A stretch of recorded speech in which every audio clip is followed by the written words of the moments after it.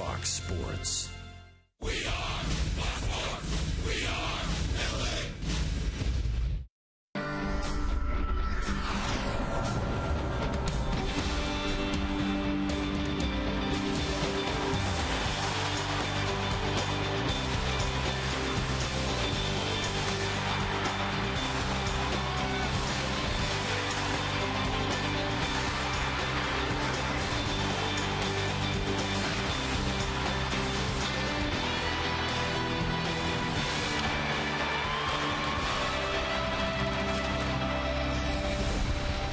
It's time for Dodger Baseball.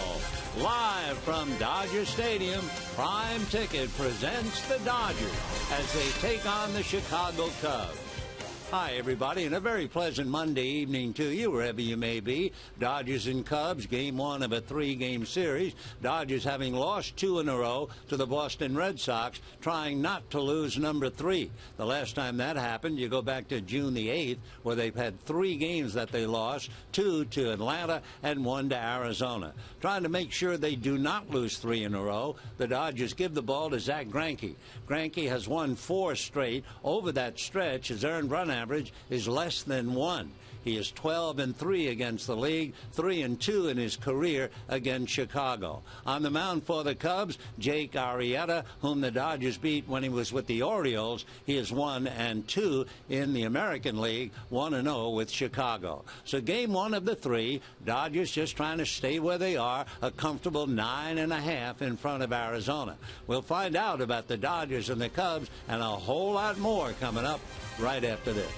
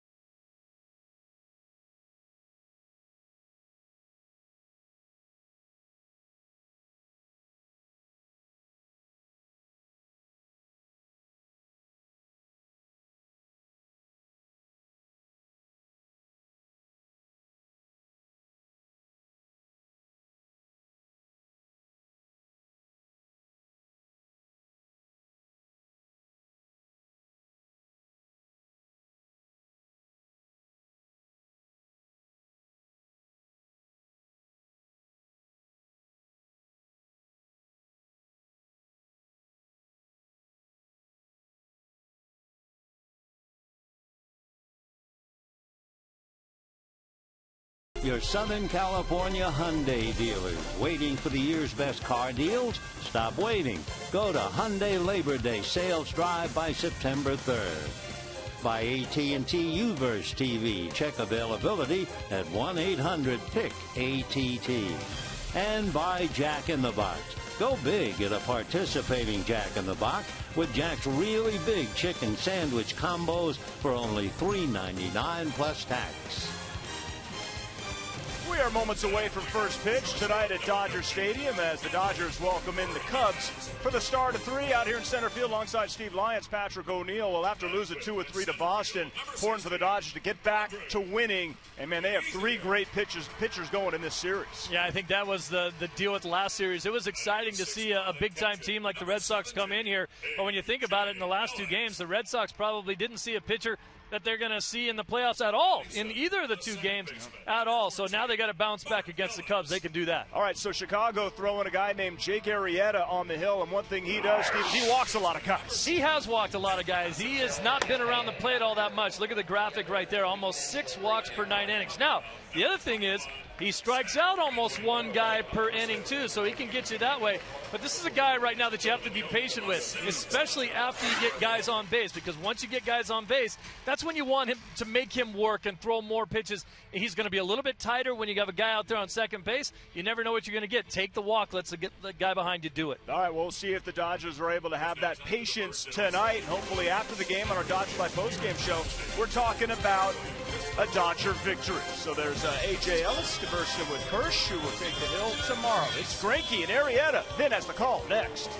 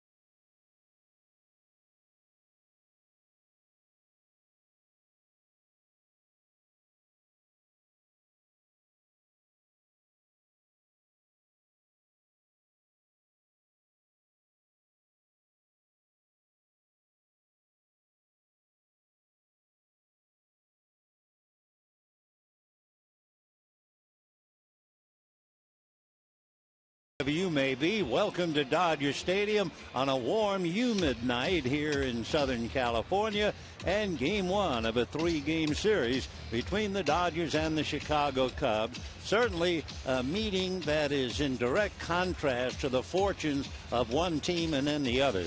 The Dodgers, as you know, since the 22nd of June are 46-12.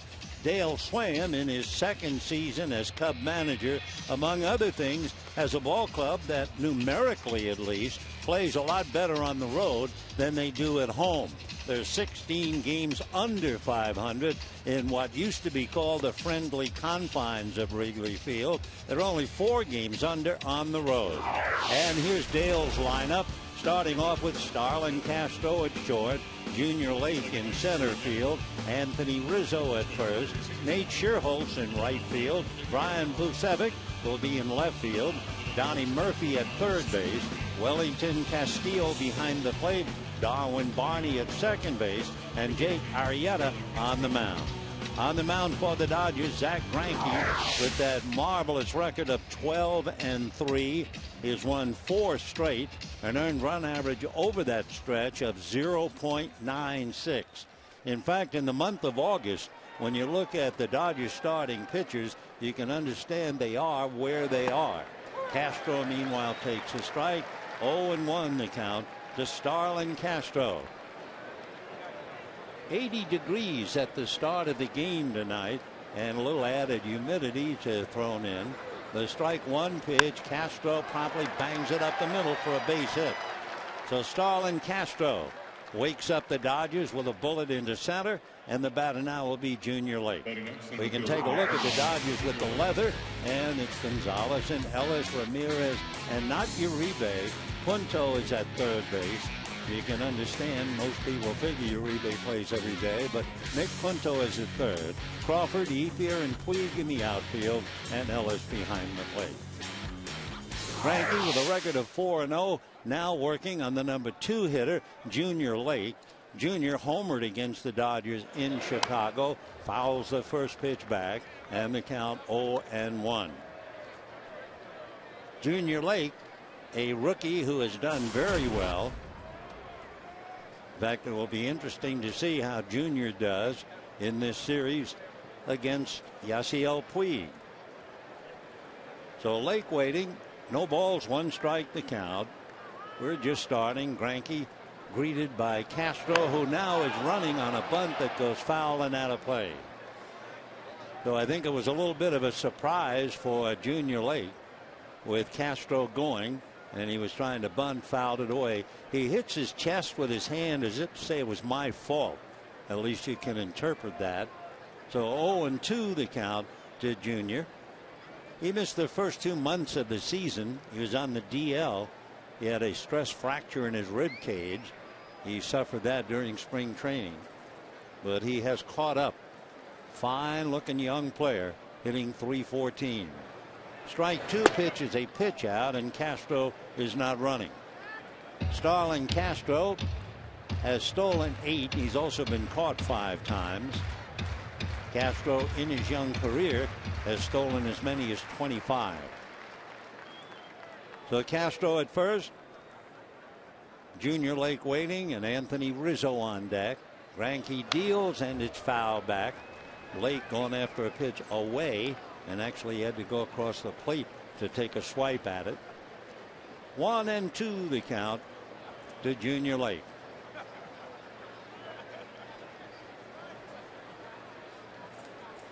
Junior's from San Pedro in the Dominican Republic. He's hitting .314. Jose Iglesias hitting .319. And then you have Yasiel Puig, the top rookie for the moment, hitting .342. Will Myers, whom we saw battling Puig for the honors, he's hitting .302 with Tampa Bay. And J.B. Shuck of the Angels hitting .292. So 1-2 the count. Lake long and lean, 6'3", and not so lean when you look at him. He checks in at 220. He doesn't look like he weighs that much. So Lake waits. Out of a stretch goes Greinke.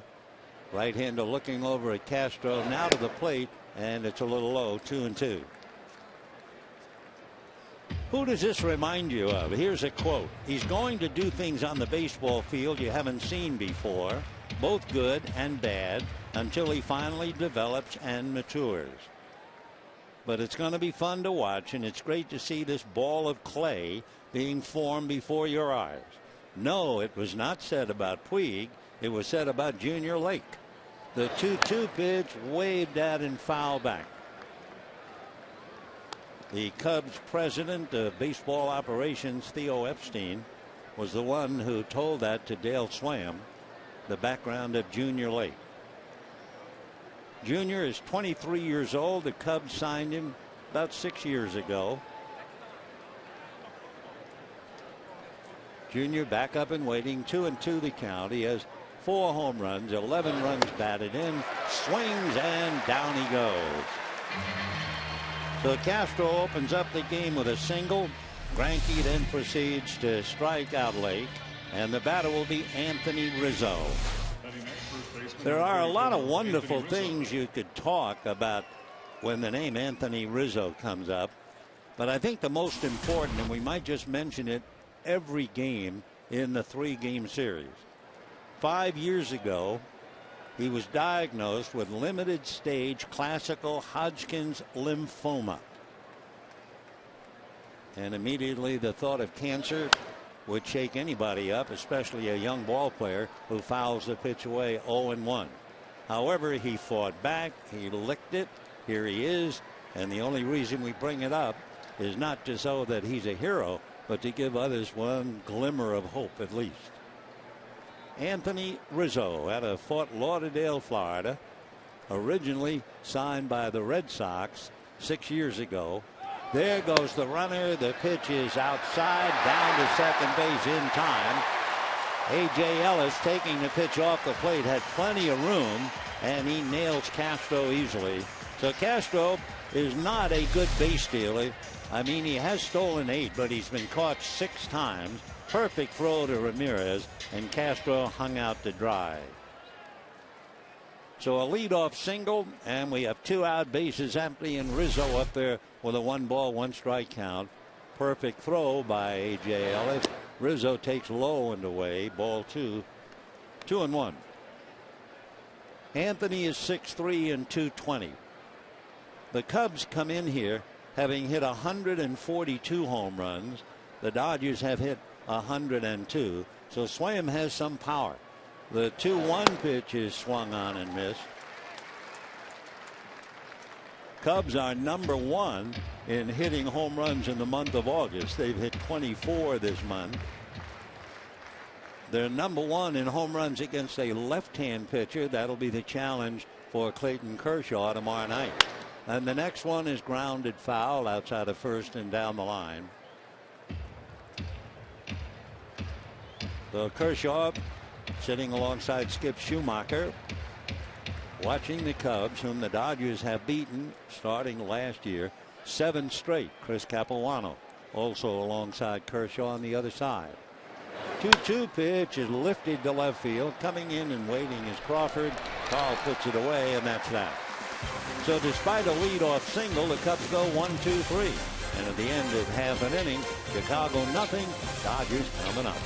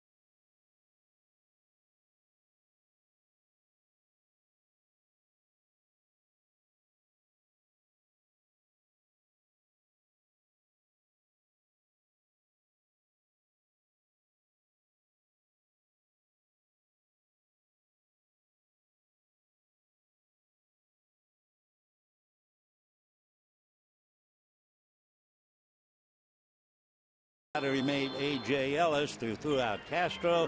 Now we'll take a look at the Dodger lineup. Carl Crawford leading off in left field. Yasiel Puig in right. Adrian Gonzalez at first base. Hanley Ramirez at short. Andre Ethier in center field. A.J. Ellis behind the plate. Mark Ellis at second base. Nick Punto at third. And Zach Greinke is the pitcher. On the mound, Jake Arrieta. He's 6'4", 225. He's 27 years old, born in Farmington, Missouri, and lives up north in El Dorado Hills, California. Originally drafted in the 5th round by the Baltimore Orioles, went to school at Texas Christian University. One of his problems, he has changed teams and changed leagues, but he is walking too many hitters. He's averaging almost 6 walks a game, which is far too many, and we'll see how he goes against the Dodgers, Crawford, Puig, and Gonzalez. So Jake Arrieta, whom the Dodgers defeated in Baltimore, now they look at him in a Cubs uniform here at Dodger Stadium. So Carl Crawford hitting .292. Checking in, left-hand hitter, as you know, has a look at the first pitch off the plate. 1 ball and no strikes. Crawford, 5 home runs, 23 runs batted in. Doing a good job getting on, leading the parade. The next pitch to Crawford swung on and missed, and the count 1 ball and 1 strike.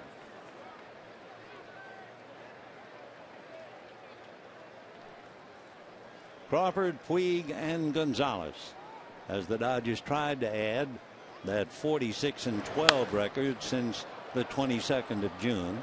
Crawford fouls the pitch away off to the left. 1-2 the count. Beautiful evening.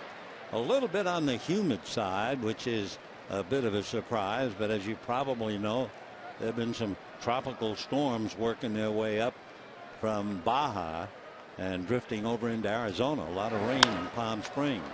Little ground ball to third. Up with it, there's Donnie Murphy to make the play, and Crawford taps out. So 1 away. We can set the Cubs defensively. Here's the way they shape up, with Anthony Rizzo and Darwin Barney, Starlin Castro and Donnie Murphy on the infield, Brian Bogusevic in left field, Junior Lake in center, Nate Schierholtz in right, Wellington Castro behind the plate, and Jake Arrieta on the mound. Checking in now, Yasiel Puig hitting .342, 12 home runs, 29 runs batted in. Puig, big right-hand batter, and Arrieta over the top with a fastball that picks up the outside corner for a strike. For Arrieta, you'll get a fastball as high as 95. He also has a curveball and a slider. When he was with Baltimore, they tried to cut down the length of his stride to the plate. He delivers, and Puig comes up empty with a big swing. No balls and 2 strikes. At 6'4", perhaps inclined to overstride. So Baltimore tried to cut it down a little bit. No balls and 2 strikes. Arrieta turns, ready. Big guy comes back, and it's fouled away. We were talking about it whenever we talked about Tim Lincecum. The fact that what they do is, let's just say you're a 6-footer. Your stride figures to be 80% of your height. So if you're a 6-footer, your stride would be 4 feet 8 inches. And he's probably in that area. But where 80% is the normal, Tim Lincecum is 129% of his height.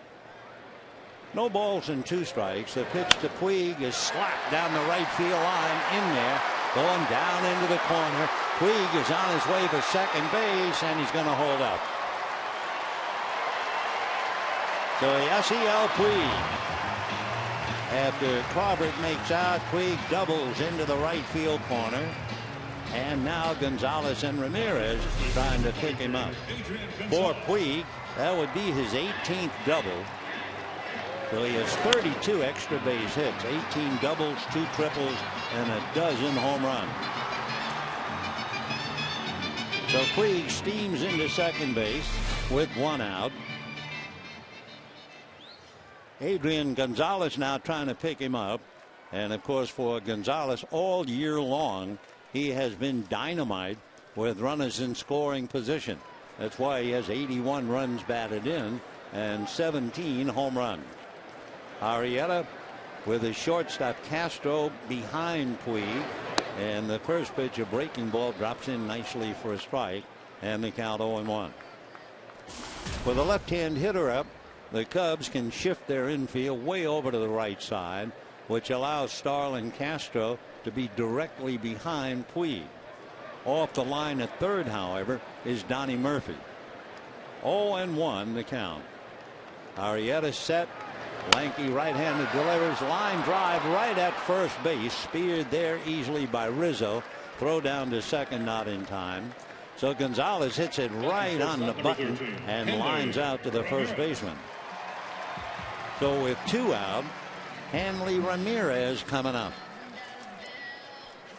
Hanley Ramirez is certainly one reason why the Dodgers have been as successful as they have been. .339 average, 13 home runs, 42 runs batted in. When Hanley bats, they win. When Hanley does not hit, they lose. So Hanley right now trying to pick up Puig with 2 down. First inning, no score. Arrieta backs off the rubber. Puig retreats a little bit. In games where the Dodgers have won, Hanley Ramirez has hit 12 home runs and has 38 runs batted in. In the games where they have lost, he has hit 1 home run and he has 4 runs batted in. So he's a key. And Ramirez now with Puig at second base, 2 out, no score. The pitch to Hanley is low, 1 ball and no strikes.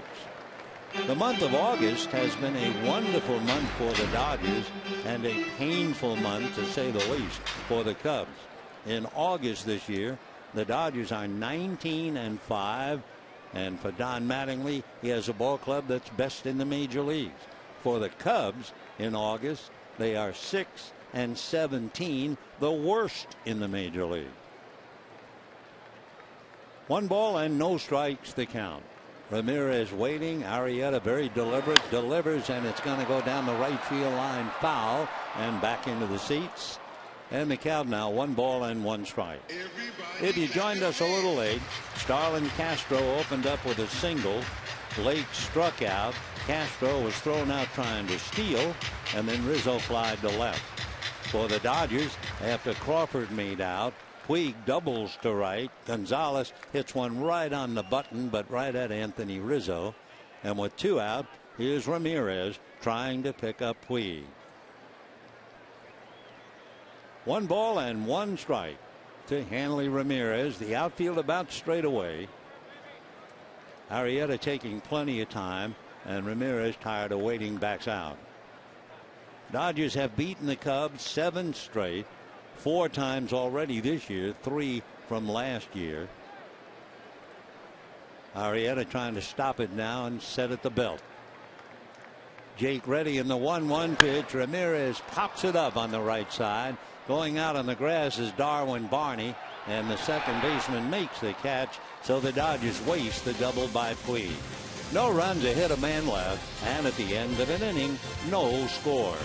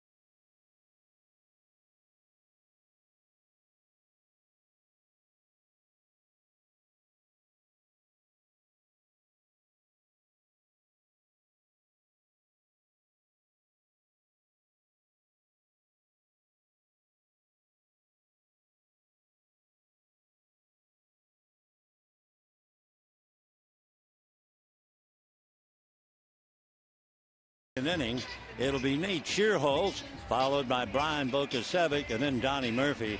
The Dodgers staff has been so brilliant this year that it's even gotten better in August. The Dodgers staff earned run average 2.2 ahead of Detroit, Atlanta, and the Mets. Of course, you look at the top pitchers in the month of August, and you see Kershaw and Greinke there, no surprise. First pitch is lifted to left field by Nate Shearholz.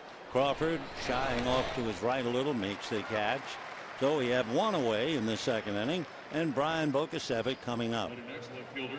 To look at Greinke, in the month of August, 0.96 earned run average. Clayton Kershaw, 0.90. Who's tops? Young Jose Fernandez of Miami with 0.8. And Matt Latos of Cincinnati, 0.89. What Greinke has done is pretty much lower his earned run average every month. His first pitch to Bogasevic is low, ball one, 1-0. Remember, Greinke started off with an earned run average of 1.5.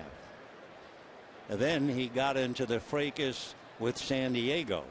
The next pitch is low, ball two. So in May, his earned run average was over 6, almost 7.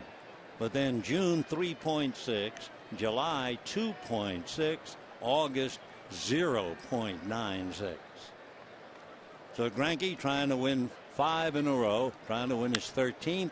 Ground ball to the right side. Mark Ellis is on it. Throw over in time. And just like that, 2 out in the second inning. Donnie Murphy. Number 8, Donnie Murphy. Donnie, the third baseman, coming up. 2 out, bases empty. Donnie's from Lakewood, at least he was born there. He lives in Anaheim, went to Orange Coast Junior College, and was signed originally by the Royals in 2002.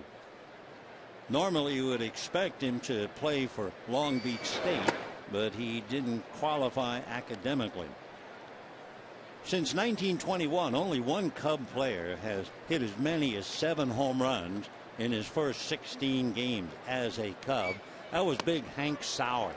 Donnie swings, doesn't get it. Sauer hit 7 in 1949. And that was in his first 16 games. Well, this month, Donnie Murphy, who had only 18 career home runs, he takes high, became the first ever Cub player to homer 8 times in his first 16 games. Sauer would go on to hit 198 in the 7 years he was with the Cubs. And for his entire career, Big Hank hit 288. The next one, ground ball to the hole, plugged up there by Hanley Ramirez, makes the throw, and it's an easy inning for Zach Greinke. And at the end of an inning and a half, no score.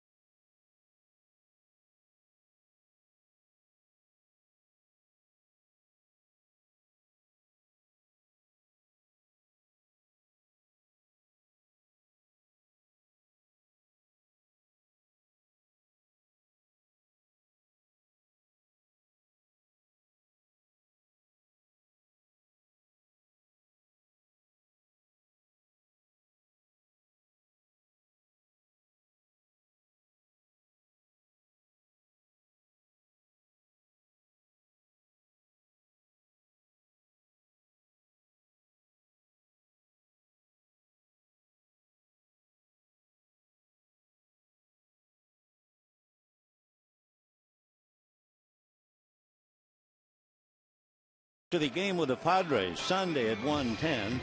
The Dodgers will show The Sandlot on the new high-definition video screens. For tickets and more information, visit Dodgers.com/The Sandlot.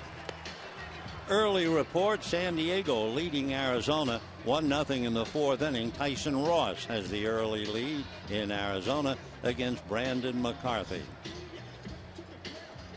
Father and son sitting in the stands enjoying the ball game. The torch will be passed along for sure there. Second inning, no score. Andre Ethier, A.J. Ellis, and then Mark Ellis.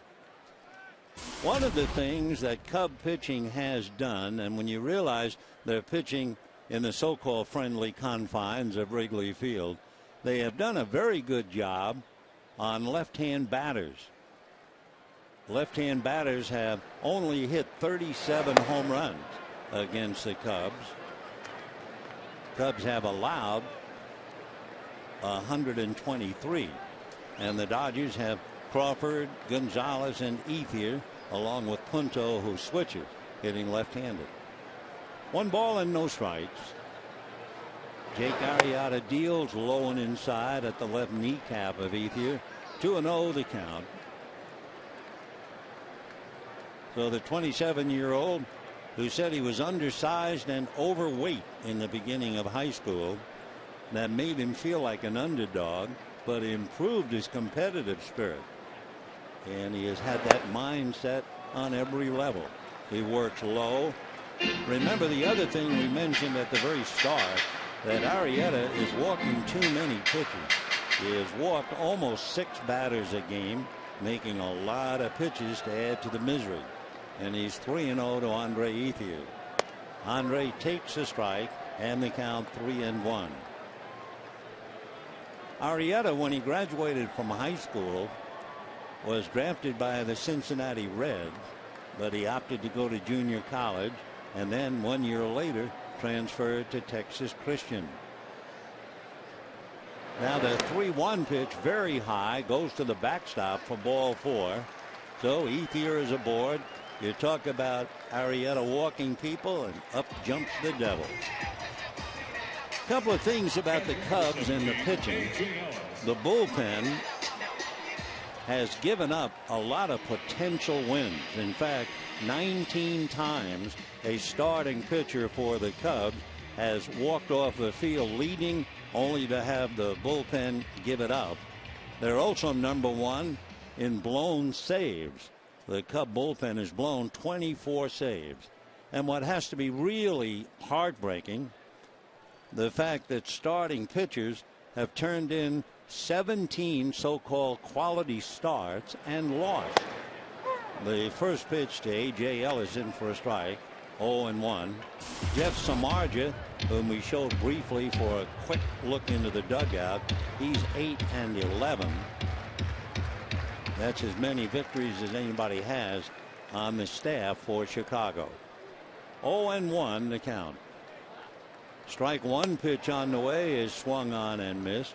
0-2 to A.J., hitting .248. 6 home runs, 49 runs batted in. Dodgers have reached a very comfortable part of the year. They have done as well on the road as they have done at home. Exactly. Strike 2 pitch. Ellis hits a little pop fly back at first down the line. It's going to land fair, and there are 2 Dodgers at first base, and so Ellis is going to be out as the ball dropped and was recovered in time. So 1 away. We can take another look. Little slicing pop fly. It's going to get down and caught on the dead run by Anthony Rizzo, and holding on at first base is Andre Ethier. Nice play by Anthony Rizzo. So 1 on, 1 out, and the batter is Mark Ellis. No score, bottom of the second inning. Mark hitting .278, 6 home runs, 41 runs batted in. 1 out, second inning, no score, and the pitch to Mark in for a strike, and the count 0-1. Mark Ellis taking a look at Tim Wallach. Mart 1 for 7 during the Red Sox series. 6 home runs, 4 against left-handers and 2 against right-handers. And the strike one pitch coming up. Arrieta delivers. It is swung on and pulled foul into the chairs just beyond the Dodger dugout. Ellis has done some very good work with runners on base. He's hitting .317 with runners on. That'd be about 14th in the league. He's a very dangerous hitter with 2 strikes. Arrieta hands it his sides. Now the right-hander set at the belt. A look over at first, and the strike 2 pitch is swung on late, and down goes Ellis. So Mark strikes out. He is the first strikeout victim for Arrieta. And the batter now will be Nick Punto. Punto, the switch hitter, checking in, batting left-handed. Nick giving Juan Uribe a well-deserved rest. Nick hitting .252. He hit his second home run this year against the Mets. He has not hit more than 2 home runs since 2005, when he had 4 with the Minnesota Twins. And first ball swinging, picks it up. A trio of Cubs. It's the middleman, and that's Junior Lake making the catch. So down go the Dodgers after the leadoff walk to Ethier. And at the end of 2, no score.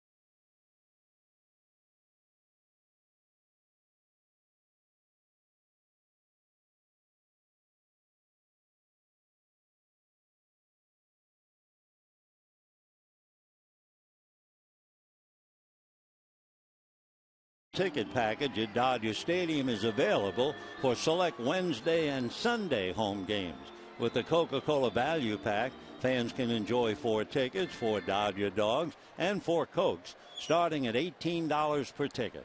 So for more information, visit Dodgers.com/value. Third inning, no score, and it'll be Wellington Castillo, the catcher, leading off. Castillo, right-hand batter. Greinke into the windup. Zach deals and gets it in for a strike. 0-1. Wellington signed by the Cubs when he was 17, passing up offers from the Phillies, the Cardinals, and the Diamondbacks. Strike 1 pitch. He has a look, and that's in the dirt. 1-1. 5'10", about 205 pounds. Has the build of what you'd expect for a catcher. Kind of built like a fire hydrant. He's also very intelligent. He came up with a good idea when he finally joined the Cub organization. He asked to be with American-born players. Ground ball to Ramirez, who gets it over to first in time. The reason, he wanted to learn the language as quickly as possible. So Wellington Castillo, a thinking man's catcher, and we have one away. Darwin Barney coming up, second baseman. Barney hitting just .219, 7 home runs, 38 runs batted in. He was born in Portland, Oregon. He has a Korean grandfather and a Japanese grandmother. Darwin Barney. That first name, interestingly enough, his father had an uncle named Darwin, only they spelled it D-A-R-W-O-N. They liked the sound, but not the spelling. The strike one pitch is high, so they changed it to D-A-R-W-I-N. And his father and brother are both dentists. In fact, he started pre-dentistry until his third trimester at Oregon State, when he decided to concentrate on baseballs and do the drilling with a bat. The 1-1 pitch is lifted back a short, shallow left. Ramirez goes out calling all the way and makes the catch for the second out. So after a leadoff single by Starlin Castro, Greinke has now retired 7 in a row, and Jake Arrieta coming up. You know, back in May, believe it or not, Cub pitchers set a National League record, driving in 19 runs as a staff in the month of May. Pretty good for a pitching staff to drive in 19. The 1940 Detroit Tigers knocked in 20. The American League record, that is, in the days before the designated hitter. They have a very good hitter, and we'll see him tomorrow night against Clayton Kershaw. The pitch in for a strike. Travis Wood, who pitches tomorrow night against Clayton Kershaw, has 3 home runs and 8 runs batted in for the Cubs. So an extra hitter in the Cub lineup tomorrow night. Strike 2 pitches off the plate. 1-2 the count to Jake Arrieta. Greinke going around his business, deep in thought. The 1-2 pitch on the way, swung on and missed. Down goes Arrieta. Strikeout number 2 for Greinke, who is now retired 8 in a row. And as he walks off at the end of 2.5 innings, no score.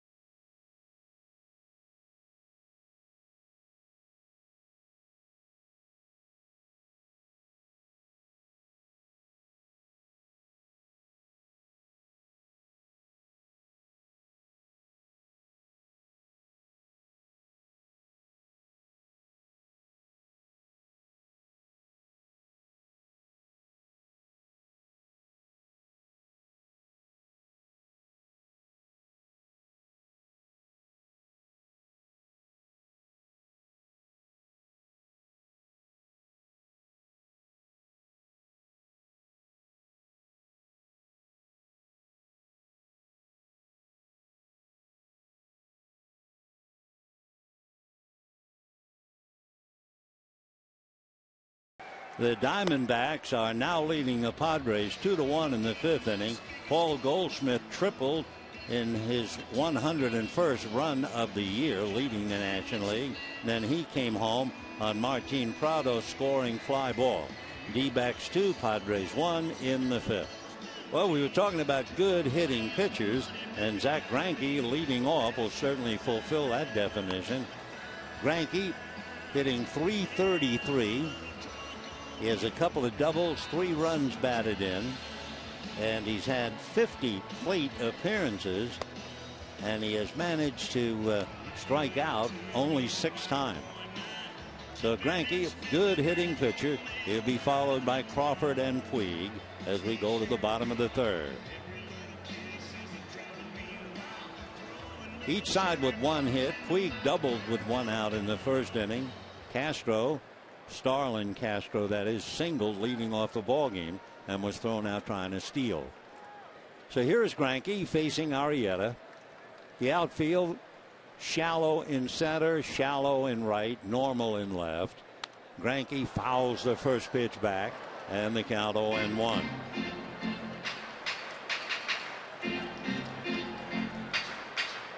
Zach with that .333 batting average, that's impressive. He has piled up 15 hits. Strike 1 pitch is a little high and away. 1 ball, 1 strike. Game 1 of the 3-game series with the Cubs. Travis Wood and Clayton Kershaw tomorrow night. Wednesday, a 12-10 game. Edwin Jackson, the former Dodger, and Ricky Nolasco. Greinke fouls the pitch off, and the count stays 1-2. So Edwin Jackson, it seems like almost yesterday he was pitching for the Dodgers in Colorado, in Arizona, and his mom and dad and family sitting behind the Dodger dugout on the cell phone back to, I think it was Georgia. It was quite a dramatic night. He has certainly bounced around a lot since. Greinke fouls it away. 1-2 the count. No score. Bottom of the 3rd inning. Talking about Jackson bouncing around. He went from the Dodgers to the Devil Rays, from the Rays to the Tigers, from the Tigers to the Diamondbacks, to the White Sox, to the Cardinals, to the Nationals, to the Cubs. So Edwin hoping that he can spend a little time in Chicago. We'll see him game 3 against Ricky Nolasco. 2 balls and 2 strikes the count. Greinke takes way outside to the backstop, and the count goes 3-2.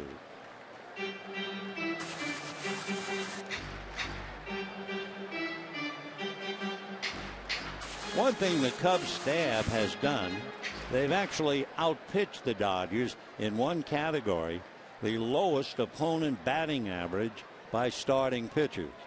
3-2 pitch foul back. The Cubs have held the opposite to 242 batting average. The Dodgers 245. So if you look hard enough, even though they're 21 games back of Pittsburgh, even though they're 16 games under 500 at home, there are a few nuggets in there. 3-2 the count. Arrieta deals low, and he walks Greinke.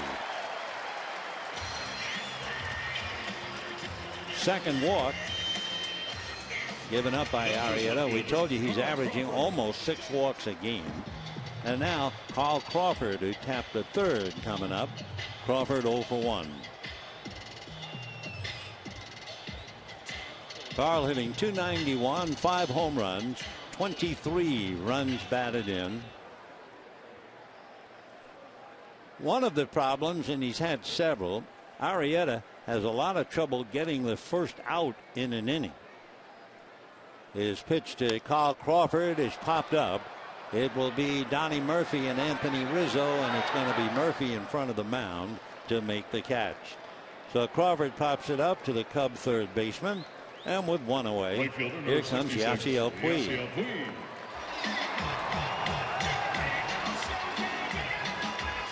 Dodgers going after the first pitch a little bit, and well they should, because when the opposition puts the first pitch in play against Arrieta, the batting average is .524. All the other counts under 200, but when they hit that first pitch, look out. So here's Puig. Arrieta ready and delivers, and the first one is up and in for ball 1. 1-0 the count. So far this year, Arrieta's problems have been in the first 3 innings. His earned run average in the first 3 innings of all of his games, it's over 5. Now the 1-0 pitch on the way. Puig has a look at ball 2. 2-0 the count. Yasiel backing out, looks down to Wallach. He hurt his right leg a little bit. Has to back out, flex it, grimacing a little. Didn't swing, just something happened to the leg as he took that pitch to make the count 2 balls and no strike. All the weight we were looking on the back leg, but he appears okay, and now shows bunt and misses for a strike. I don't think he was acting. I think he actually did hurt his leg for the moment, but then when you turn around to try and bunt right away, you begin to second guess that first thought that he hurt himself. 7 for 11. That's what Puig is against the Cubs in 4 games. He doubled to right field in the first inning tonight. 2-1 pitch on the way. Puig swings, fouls it back, and the count 2-2.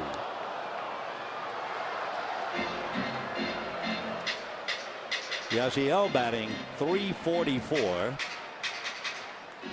facing Jake Arrieta.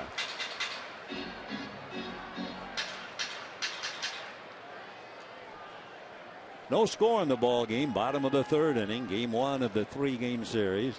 Over at first base, Zach Greinke with 1 away. 2-2 pitch coming up to Yasiel Puig. Arrieta at the belt, comes to his hitter, and it is swung on and foul back. Arrieta has only been with the Cubs for a total of 17 innings, and he has allowed only 2 home runs. Chicago Cubs.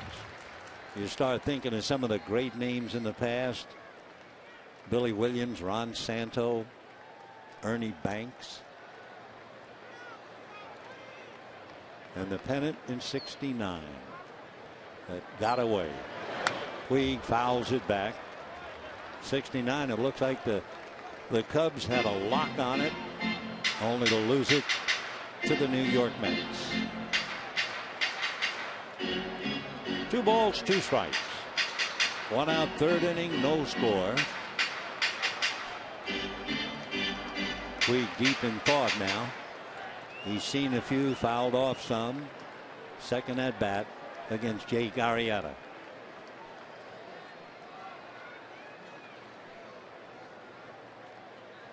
Two and two. And a ground ball by the diving Murphy into left field for a base hit. So Puig is now 8 for 12 against Chicago pitching. And the Dodgers have first and second with 1 out. So Yasiel swinging a hot bat in the first game of the series. Dodgers now with 2 on, 1 out. Gonzalez and Ramirez coming out. All out effort by Donnie Murphy, but he couldn't flag it. Adrian Gonzalez came up in the first inning with Puig having doubled, and Adrian hit one right on the button, but right at Anthony Rizzo, the first baseman. So Adrian 0 for 1, hitting .296, 17 home runs, 81 runs batted in. The first pitch to Adrian floats in nicely for a strike, and the count 0-1. So Arrieta, who has had trouble all year in the first 3 innings, trying to negotiate his way off the rocks here, gave up a double to Puig, walked Ethier in the second, and he has 2 on with 1 out in the third, but no score. Jake at the belt, and the strike 1 pitch coming up, swung on, fouled away, and the count 0-2. Adrian Gonzalez, it seems like his expression never changes. When he hit the home run over the center field fence against Boston, he came around and looked exactly the way he does if he had flied out. 8 years in a row now with 80 or more runs batted in, trying to add to it now. 0-2. Arrieta checking Greinke at second, and the pitch is swung on and missed and down he goes. Pitch wound up in the dirt. So Gonzalez losing 2 chances tonight to drive in a run. And the batter will be Hanley Ramirez. Curveball got him. Nice save behind the plate by Wellington Castro. So 2 out, 3rd inning, no score. And here's Hanley Ramirez. He had a chance to drive in Puig in the 1st inning and popped up. No runs, 2 hits for the Dodgers. No runs, 1 hit for the Cubs. Greinke taking his lead at 2nd. Puig at 1st. Ramirez hitting .333. Arrieta set, very deliberate. Comes with a fastball, a comebacker, and grabbed indeed before it even hit the ground. So the line drive is speared by Arrieta. That'll do it for Ramirez and the Dodgers. No runs ahead, a walk, 2 left, and at the end of 3, no score.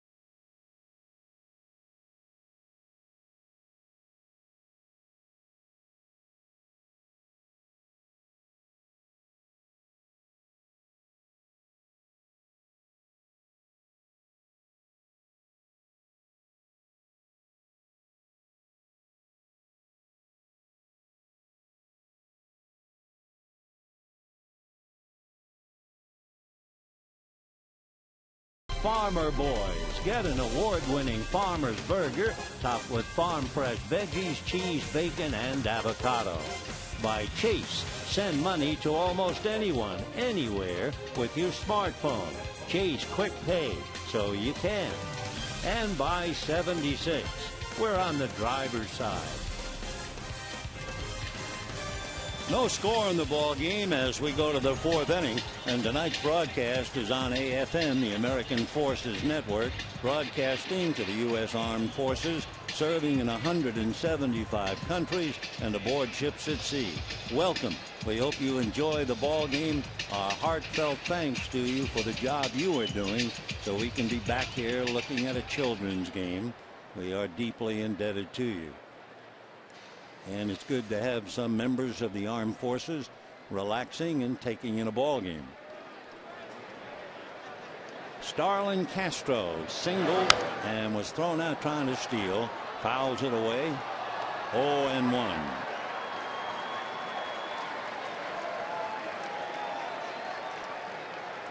When Castro was in the minor leagues, one of his early coaches in writing up a report on this young infielder made a rather amazing statement. The next one strike, 0-2.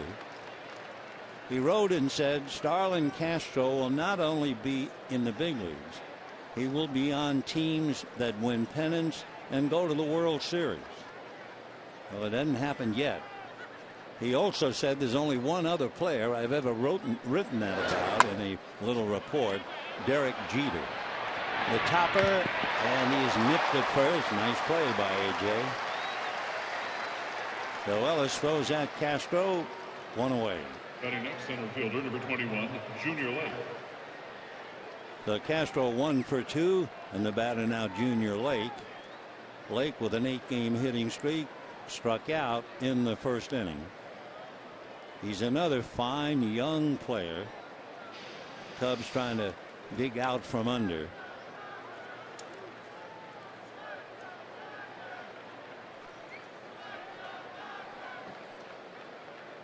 Junior just 23 years old. Holds up, ball 1. Interesting note about Junior Lake. He made the big leagues look very easy his first couple of weeks in July. He's the first Cub since at least 1916 to have 2 4-hit games in the first 16 big league games he played. He's also the first major leaguer to do it since the Cardinals' Bo Hart 10 years ago. He's the 3rd Cubs player since 1921 to have 24 hits in his first 16 games.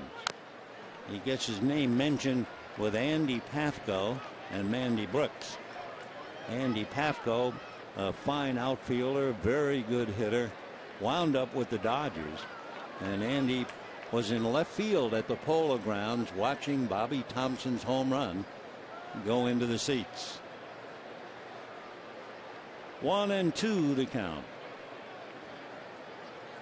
1 out, 4th inning, no score. Down he goes. The Lake strikes out a second time. So Greinke gave up the leadoff single to Castro. He was thrown out trying to steal, and he's gotten everybody else. 10 in a row. And here's Anthony Rizzo. Good breaking ball, takes care of Junior. So Anthony Rizzo, he just turned 24. Big fan growing up of Hanley Ramirez. He's from Fort Lauderdale. When the Marlins had Hanley, he was Anthony's #1 man.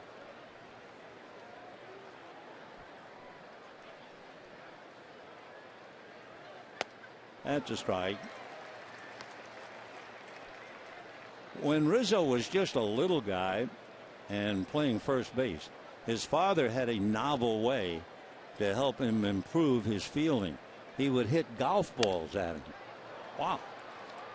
Meanwhile, pop fly, a couple of dodgers, and it'll be the center fielder Ethier. Well, Greinke making it look easy, but so is Jake Arrieta, and we're heading to the bottom of the 4th. No score.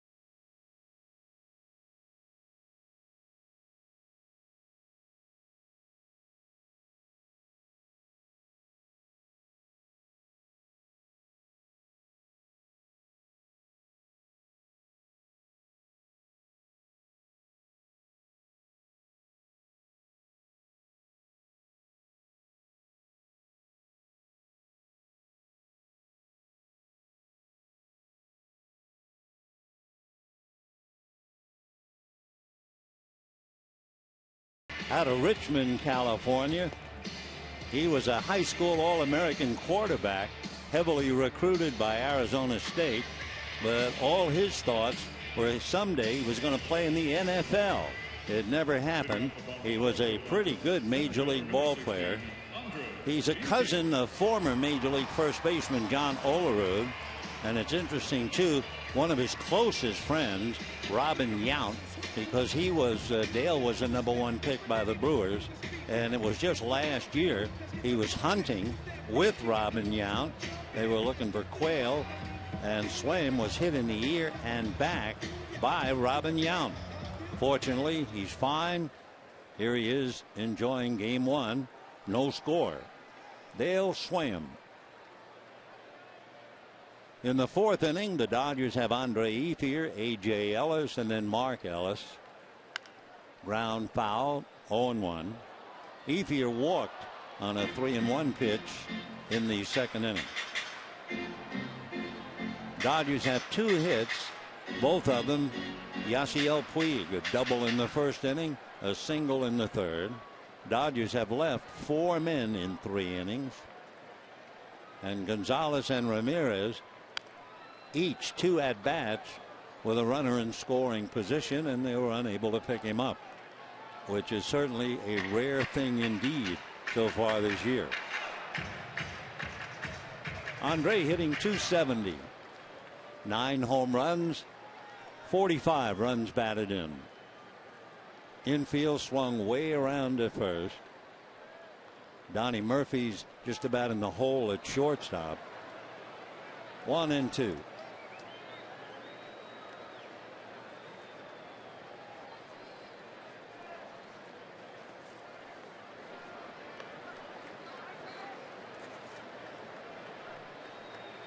One ball, 2 strikes. Bottom of the 4th.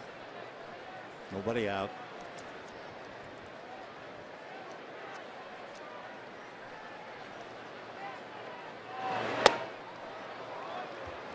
Two and two.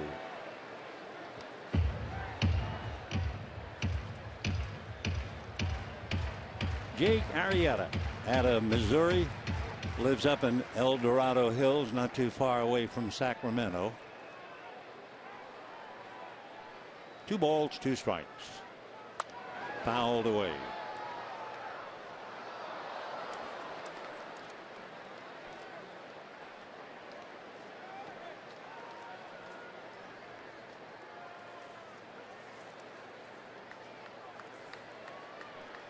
Talking a little bit about Dale Swaim, as we were, reminds us of a rather unusual situation in Chicago.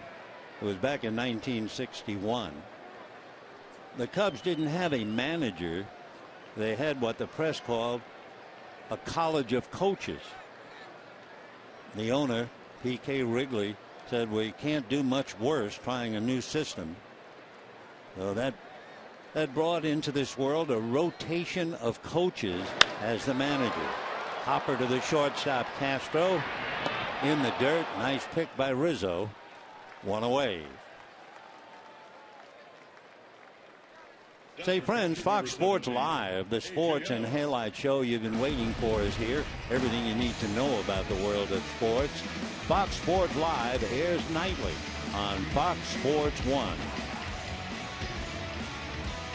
Give it a try. You'll find you like it. 1 away. A.J. Ellis popped up in the 2nd inning.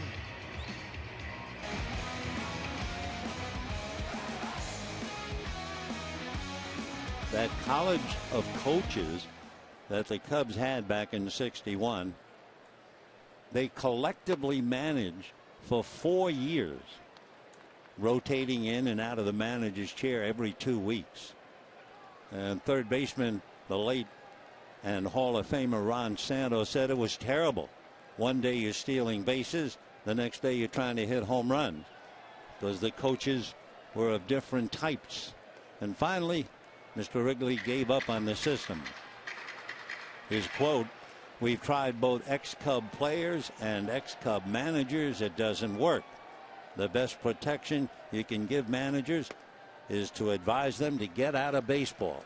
Oh, that was quite a time in the history of the Chicago Cubs back in the '60s. 3-0 the count to A.J. Ellis.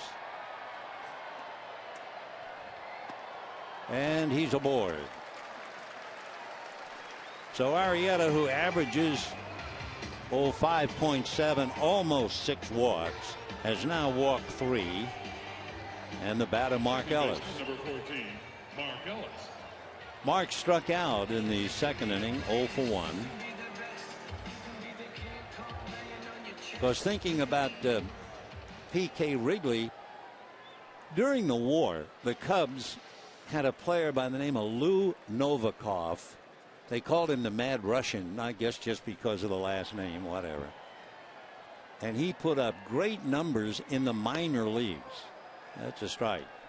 But when he got to the big leagues, all of a sudden he was ultra conservative, and I mean he would not swing the bat unless it was a perfect strike. So Mr. Wrigley said, and again this is in the 40s, Mr. Wrigley said, I will give you $5 for every time you strike out swinging. How about a Nona saying that to a player? High pop fly, a trio of Cubs. Castro's the middleman, but he's going to be run off by left fielder Bogusevic, and we have 2 down.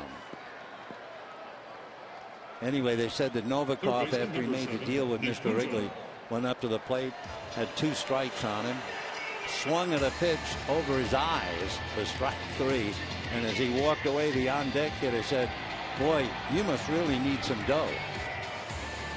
$5 if you strike out swinging.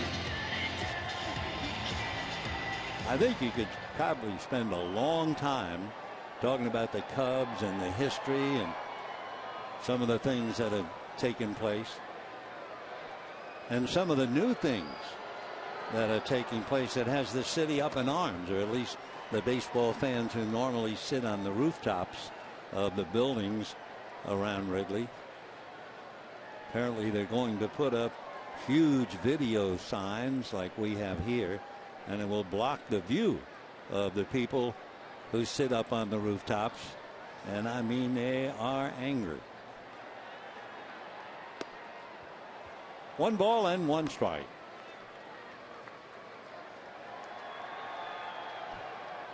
They are here, the loyal Cub fans.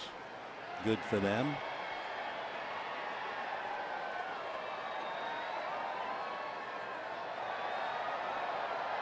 One ball, 1 strike. Bottom of the 4th. Dodgers keep getting men on and leaving them.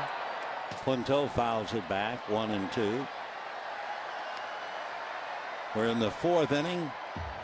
Dodgers have already left 4 men.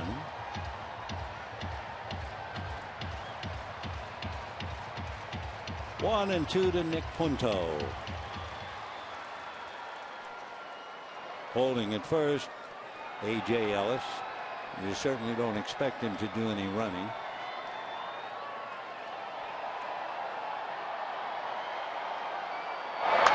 And fouled away off third, lower deck.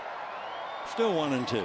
Tomorrow night, Travis Wood, a very good hitting pitcher, will go up against another good hitting pitcher in Clayton Kershaw. And then Wednesday, 12-10 game, the former Dodger Edwin Jackson against Ricky Nolasco. So Clayton making his notes, watching the Cubs tonight, and he'll be going after him tomorrow. 1-2 in the dirt. Nice recovery by Wellington Castro. A.J. Ellis not about to run. So Wellington moving quickly, blocked it, recovered, got rid of the mask, and then had trouble picking up the ball. But at no time did A.J. Ellis look like he was going to try and run. 2-2.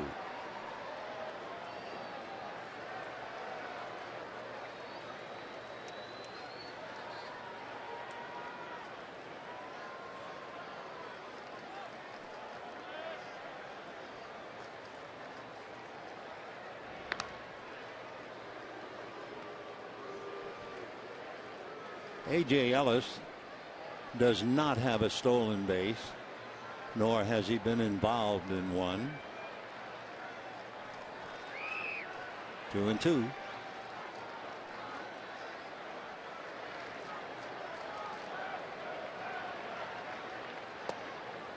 And 3-2.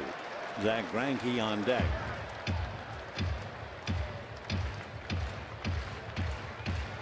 So with 2 down, Anthony Rizzo comes off the bag at first. A.J. Ellis ready to go on the pitch.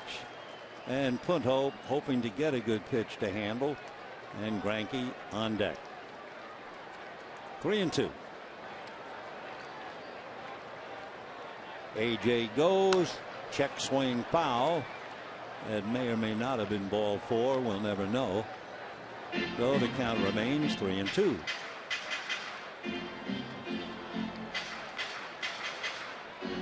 One of the things for the Cubs, this is really a deadly note. How about this? If the Cubs are behind in the 2nd inning, their record is 2-23. Now that is staggering.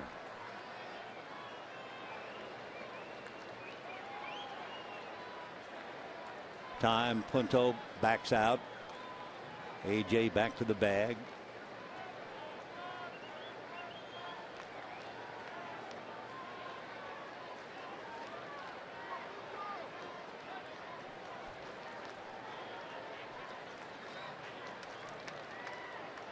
A.J. goes. Foul ball. Dodgers beginning the night 9.5 games in front of Arizona. The Cubs 21 games behind Pittsburgh. One thing, Dale has seen his ball club play a lot better on the road, and against the Western Division they're not bad. They're 13-18. But at home, the unfriendly confines, that's going to be another foul ball. So Punto's still up there. A.J. doing a little wind sprint. Will go back to first. Arrieta is not an overpowering pitcher at all. And certainly the tip-off, there have been 20 foul balls already against Arrieta. So you learn 2 things. That's an awful lot of extra pitches. He's already walked 3. He's made 66 pitches. 3-2. A.J. goes, and it's in the dirt. Ball 4. So Arrieta is living up to that note we gave you at the start of the game. He walks too many people. He's walked 4 in 3 2/3 innings. Zach Greinke checking in. Greinke walked in the 3rd inning. No score. Dodgers certainly having opportunities. They've left 4 in the first 3 innings, and they have 2 aboard here in the 4th. So Greinke trying to pick up A.J. Ellis.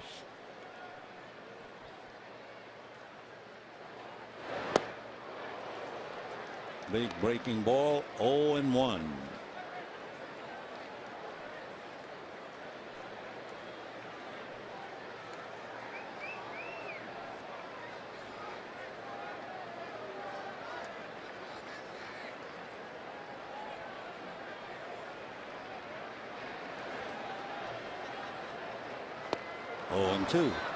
We talked about Arrieta, the fact he was undersized and overweight in the beginning of high school, so he felt like an underdog, and he then had a rather compulsive personality. He always wanted to do something better. If 8 repetitions in the weight room was called for, he'd do 12. Driven to succeed. And promptly base hit into left center field. Scoring easily is A.J. Ellis. Going into 3rd is Punto, and it is Greinke who drives in the run to give the Dodgers a 1-0 lead. For Zach Greinke, his 4th run batted in.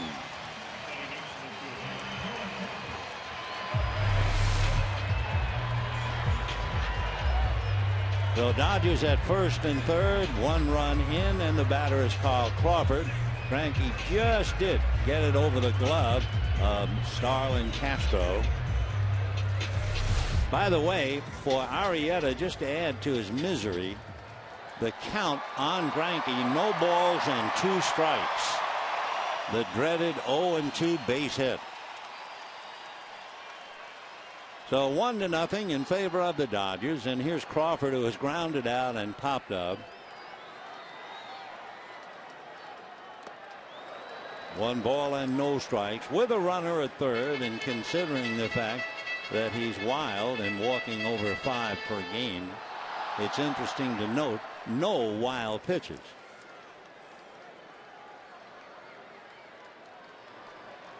One run, 3 hits for the Dodgers, no runs, 1 hit for the Cubs. And ball 2.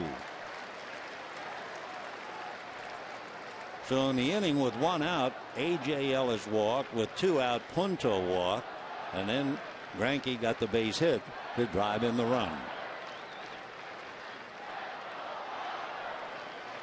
2 balls and no strikes.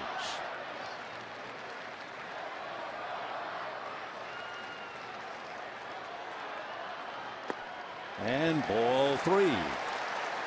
So Arrieta now 1 pitch away from loading him up. 1 pitch away from giving up another walk. And waiting on deck, Yasiel Puig.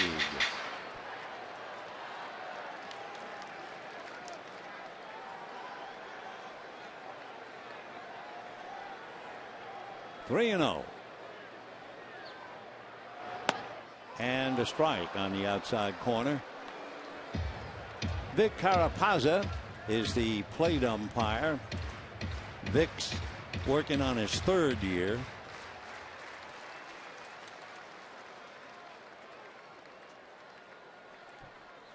Three and 1. Fouled away, 3 and 2. So Greinke on a 3 and 2 pitch will be going from first with 2 out. Punto on the bag at third. We'll wait to see what develops. But Greinke goes.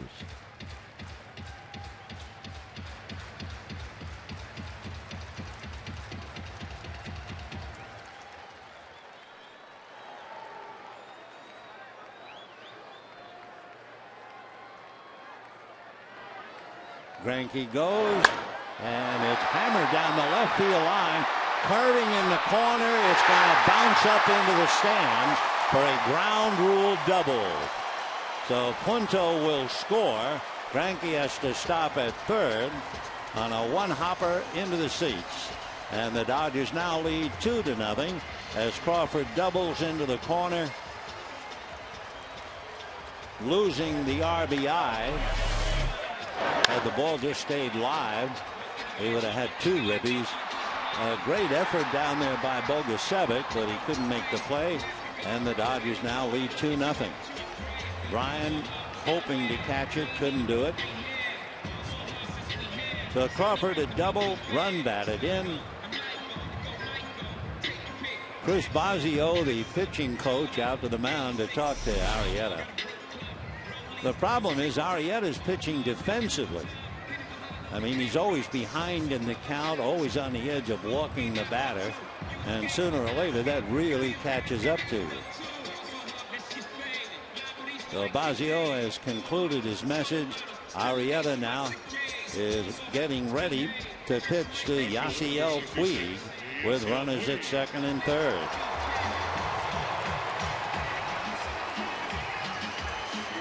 So Bosio is now back in the dugout. You have first base open. Puig is 2 for 2. Double to right, single to left. We will keep an eye on Wellington Castro. He settles into a crouch, so they'll pitch to him because on deck, Adrian Gonzalez.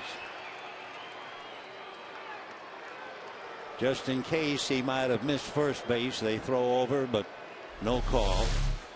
Here's Crawford. Did he step? Yeah, he just did hit the side of the bag. Very busy watching the flight of the ball. That was a heads-up try by Rizzo. So here is Puig. Dodgers have 4 hits, and they've all come with 2 strikes. 0-1.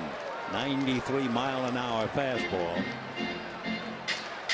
Puig's 2 hits have come with 2 strikes. The same with Greinke and the same with Crawford. 0-1. Crawford and Greinke down the lines with 2 out. 0-1. Now Puig in a jam. 0-2. Everybody clap your hands.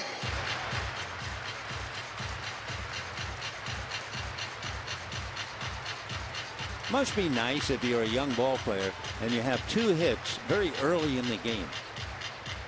Psychologically, you're saying, well, I've got 2 hits, so there's no more pressure. I've done my part.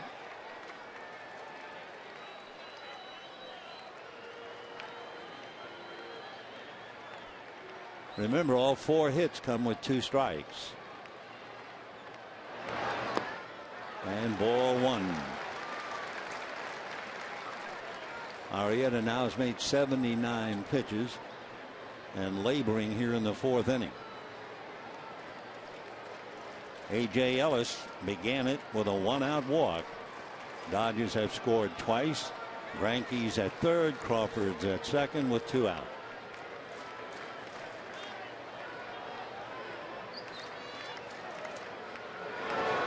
And a comebacker. Arrieta has it. Lob throw to first, and that's it. So the Dodgers come up with a single by Greinke and a double by Crawford to get 2, and at the end of 4, lead 2-0.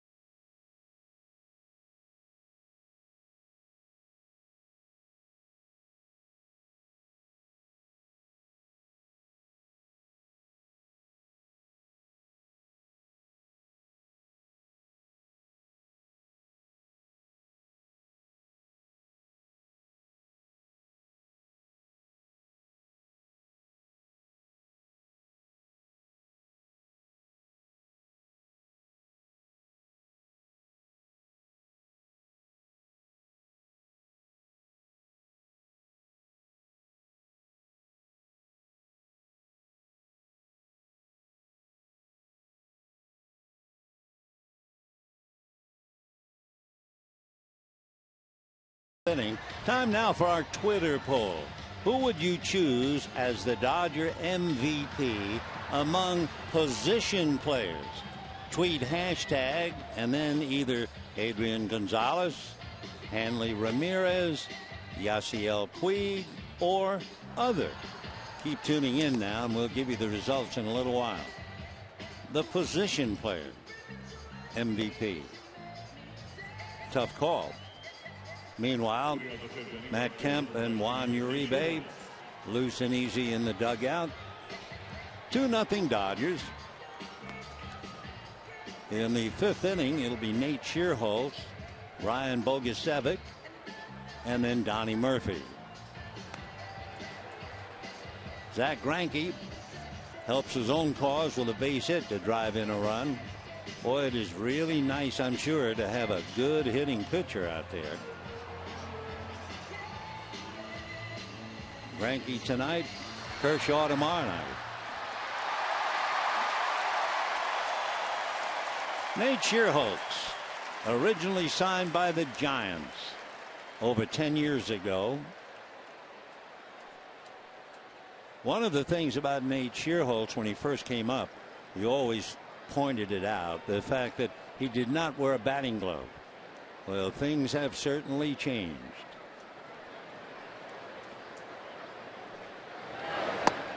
Right. Nate, born in Reno, lives in Danville. When he was a little guy, Nate was a bat boy. Big ground ball knocked down by Adrian and makes a play to an alert Greinke.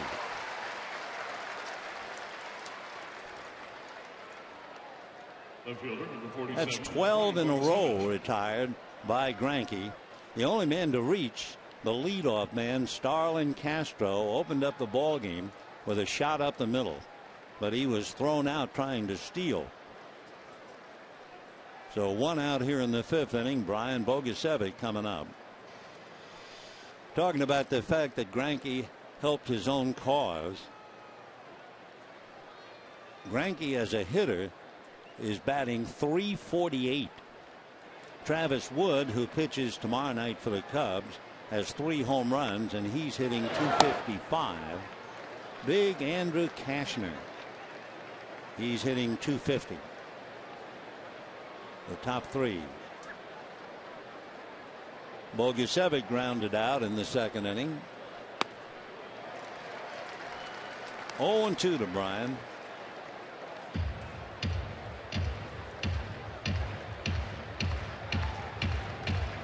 Two years ago, he was with Houston. He hit his second career home run as a pinch hit walk-off grand slam. Against whom? Against the Chicago Cubs. Who was their closer that day who surrendered the pinch hit grand slam? Carlos Marmol, who is now in the Dodger bullpen. 1-2. So the pitch in the dirt, they'll have to record the out, which they do. 13 in a row retired by Greinke after a base hit. That is the 4th strikeout. And the batter, Donnie Murphy, the third baseman who grounded to short.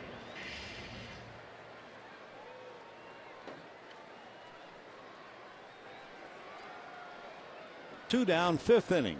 Dodgers lead 2-0.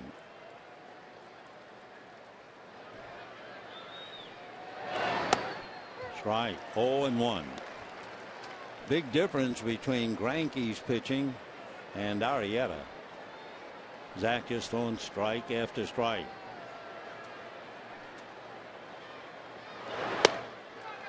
Oh, and 2. Donnie Murphy, who lives in Anaheim, though I'm sure he has family and friends right here in the ballpark.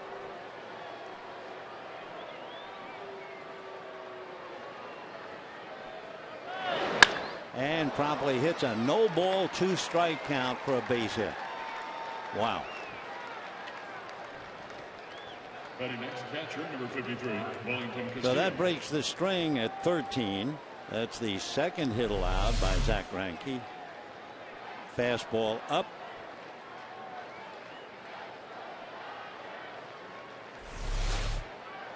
I'd be a terrible hitter because I'd always be looking no ball 2 strikes for a pitch in the dirt.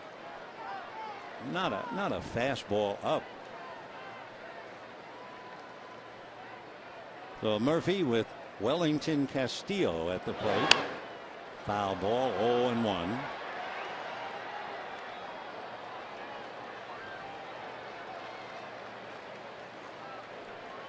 Two runs, 4 hits for the Dodgers. No runs, 2 hits for the Cubs. We're in the fifth. Wellington from San Isidro in the Dominican Republic.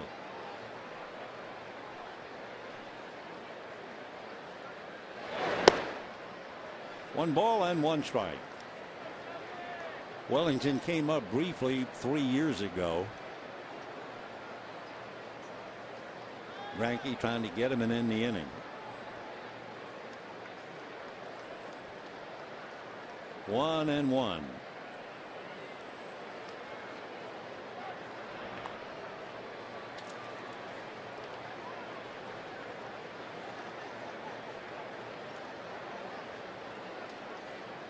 Wellington Castro had a spurt. He had a 15-game stretch from the end of July into the middle of August where he hit .405. That's a strike. However, as so often happens, you go from very hot to ice cold. He is 0 for 1 tonight, and since that hot spot, he's now 4 for his last 32. So that's maybe a little less than $1.25. 1-2.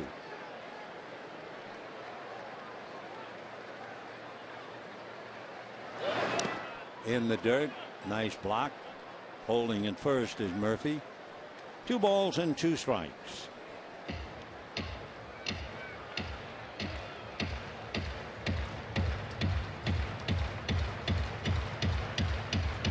Castro has become a pretty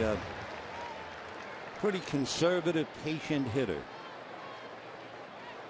Last 30 some odd games, he's walked 19 times.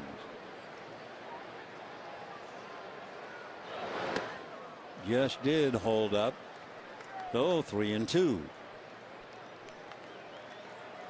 Adrian Gonzalez will hold despite the fact 2 out, 3-2. They'll take a step away from Donnie Murphy.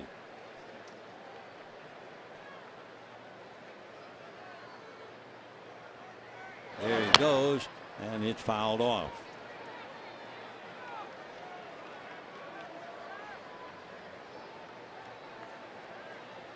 So Wellington Castro coming back.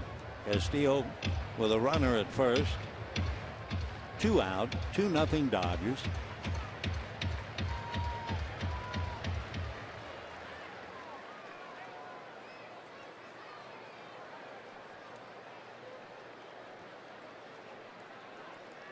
Three and 2. Murphy's ready to go.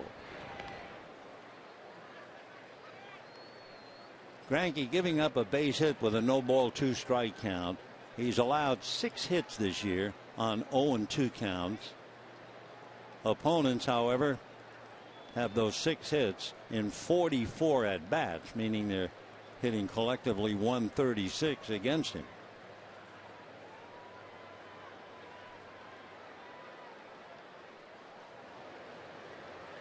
There he goes. A little nubber. Greinke picks it up and throws him out. And that will be that in the 5th inning. No runs, a hit, a man left. At the end of 4 1/2. Dodgers 2, Cubs 0.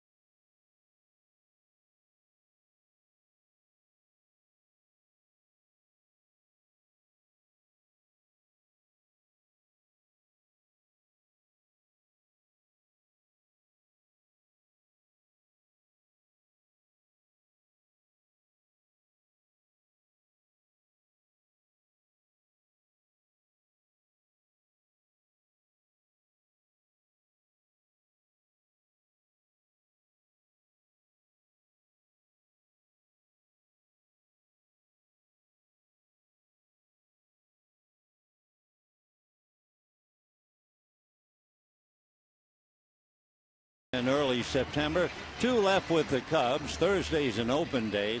Then the Padres come in for the weekend. Dodgers then leave town, go to Colorado for 3.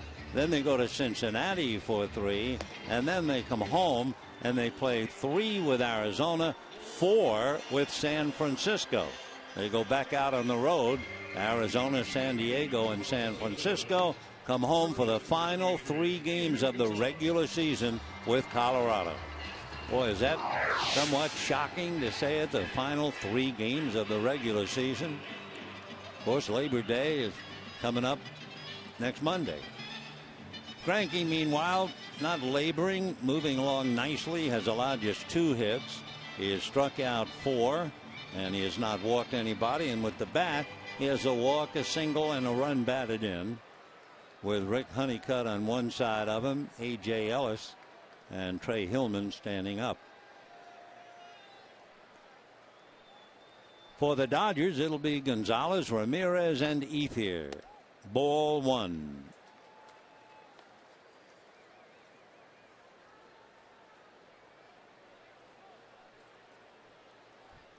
Greinke, by the way, through 5 innings, has made 58 pitches. Little foul off third, should slice into the stands, and does.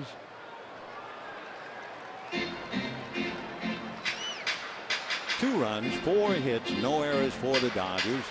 No runs, 2 hits for the Cubs. Jake Arrieta fighting his control, and it finally caught up to him. 2-out single by Greinke to drive in a run, and the 2-out double by Crawford to knock in the other. 1-1. Whack foul down the line. Gonzalez and Ramirez normally would give the Dodgers a 5-0 lead by now, but not tonight. Puig doubled with 1 out. Gonzalez lined out, and Ramirez popped up. Puig singled in the 3rd. Gonzalez struck out. Ramirez hit back to the pitcher. Big gap in right center field, and this time it swung on and missed. Foul tipped, so Gonzalez thought he was out, and he'll pick the bat up and go back to work. Interesting that the hitter didn't know it was a foul tip, and the plate umpire did. Well, not quite sure then what the plate umpire, Vic Carapazza, meant when he brushed his hands together. I assume that was a foul tip, and he was sending him back up to the plate again. Take a look. Oh, the ball was caught and then came out of the glove. Oh, now we see what he's doing. Okay. So Castillo caught it, then the ball popped out. There was no necessary throw to first. And from up here, it sure looked like foul tip. All right. 1 out. 0-1 the count to Hanley, who has popped up, hit back to the box. A little ground ball to the left of Starlin Castro. Full turn, and he throws a strike. 2 down. Well, the scout who noticed how good Castro is and how better he will be as the years go by certainly had him right. Quite a young player. He has not been hitting. Came in here hitting only .238. Remember, we told you that he did something. You have to go back in the books. There are only 2 players who hit .300 at the age of 20 and .300 the next year at 21. Archie Vaughan, who was a Hall of Fame infielder for the Pittsburgh Pirates, did it, and Alex Rodriguez did it when he was with Seattle. So Castro, the youngest player in the National League, he had 207 hits in 2011. Then last year, he was the first Cub to play shortstop for the entire year, 162 games. So keep an eye on him. Starlin Castro, struggling now, but he's put up the numbers. He's for real. 1-1.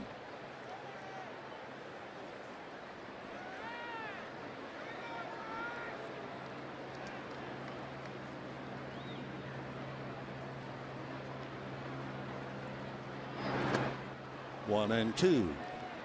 Ethier walked in the second inning and grounded to short in the fourth.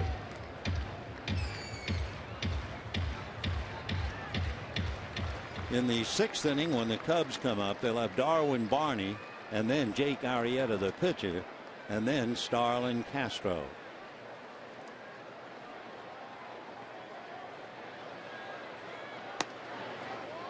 Two and two. He's now up to 90 pitches. Waiting on deck, A.J. Ellis. 2 balls, 2 strikes.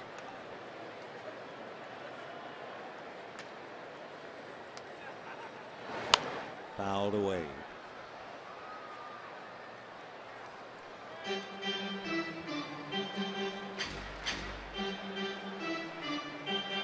Andre hitting .270. He has 9 home runs, 45 runs batted in.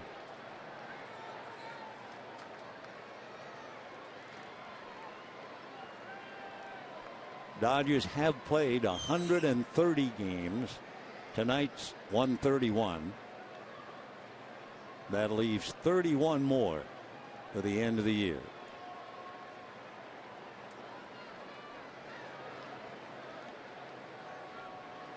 This is the 66th home game for the Dodgers. So after tonight, 15 more left at home. Wow. Slicing foul ball down the line, well back into the crowd.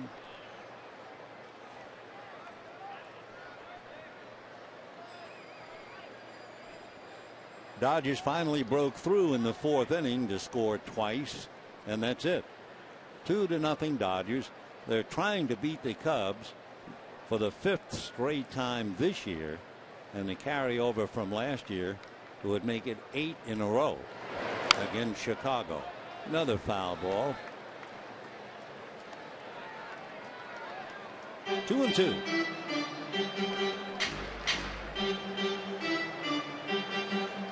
Don Mattingly cruising along with his ball club, trying to win his 77th game as the manager. He's been the same since opening day, actually since spring training. Personality never varied. 3-2.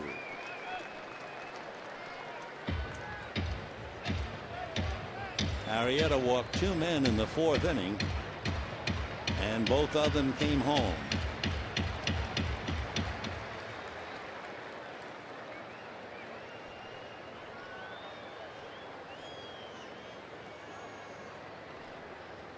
Three and two. And whacked to right field. That'll be a one-hopper going to the railing. A fan reached over and took it. So it's a ground rule double for Andre Ethier. So a 2-out double to right. And the batter will be A.J. Ellis. Catcher number 17, A.J. Ellis. Low fastball. Andre went down to get it. So now A.J. Ellis trying to pick him up. A.J. has popped up to first and walked, scored a run, hitting .247, and an opportunity to pick up his 44th run batted in. Dodgers have left 6 in the first 4 innings. So they were pretty well shut down by the Red Sox, and the residual effect is carried over into tonight's game against the Cubs.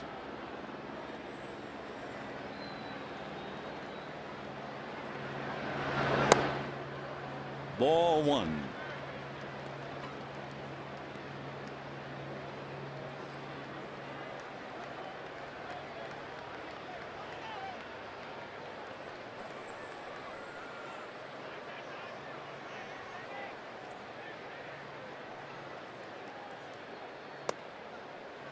Ball 2. Mark Ellis hits behind A.J.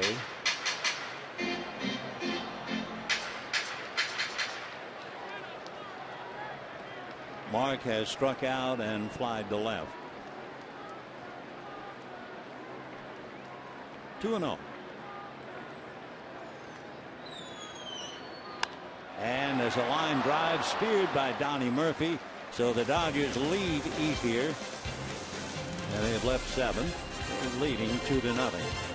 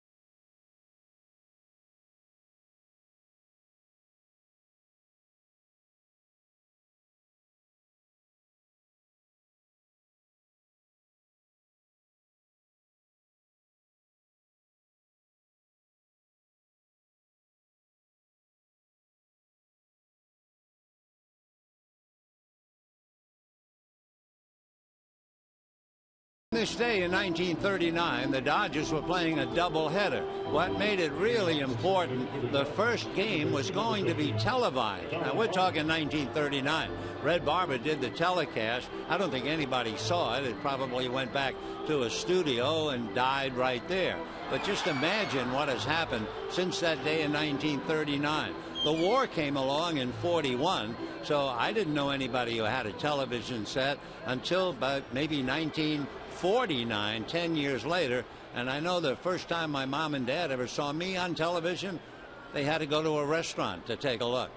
Let's go back to this one.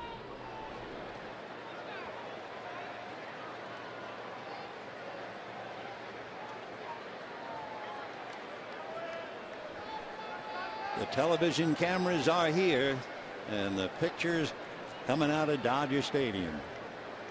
2-0 in favor of the Dodgers. It'll be Darwin Barney. And ball 1. Barney popped a short in the 3rd inning. 0 for 1.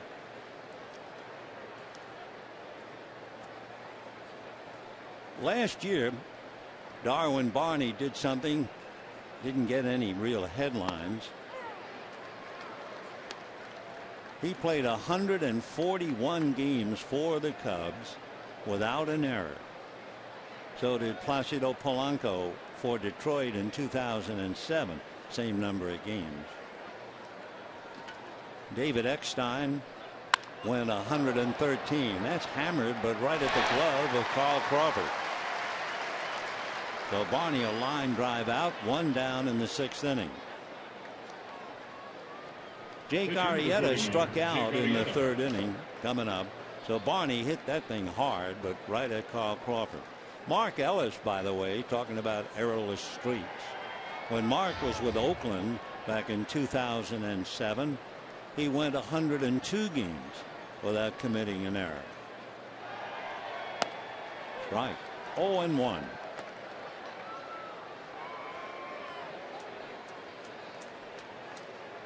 One out in the 6th. Dodgers 2, Cubs nothing.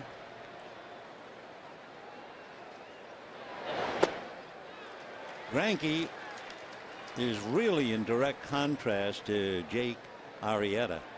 Arrieta has walked 4. Greinke's not missed the strike zone more than 4 times in any inning.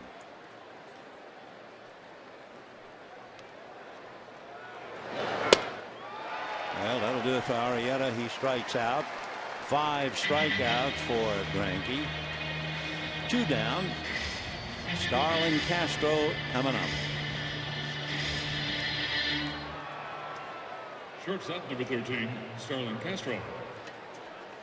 Castro singled and was thrown out, a little nubber out in front of the plate by A.J. Ellis.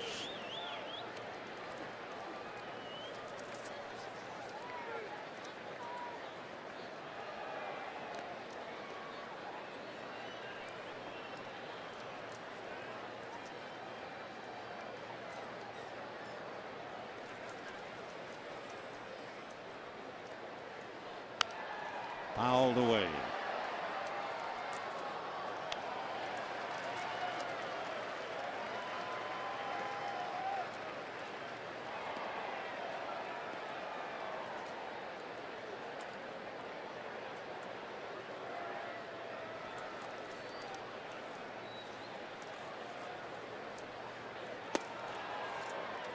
One ball and one strike.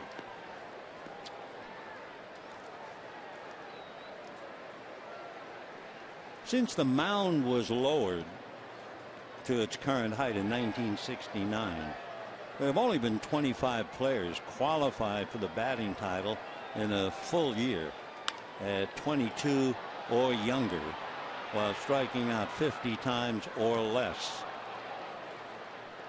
And Starlin Castro fell right into that.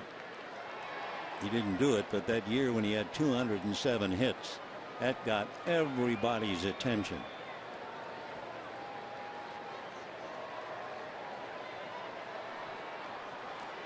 One and two. Time. Over the years, 21 or younger, most hits in a single season. They called him Little Poison. Lloyd Wainer, playing for Pittsburgh.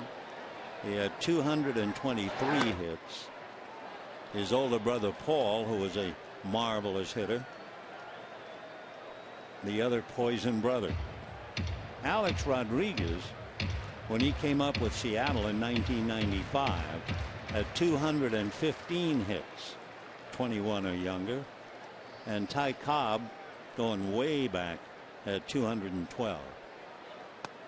Strike. So Castro's caught looking and left standing at the plate, holding his bat, alone in his thoughts, and the Dodgers head for the dugout, leading 2-0.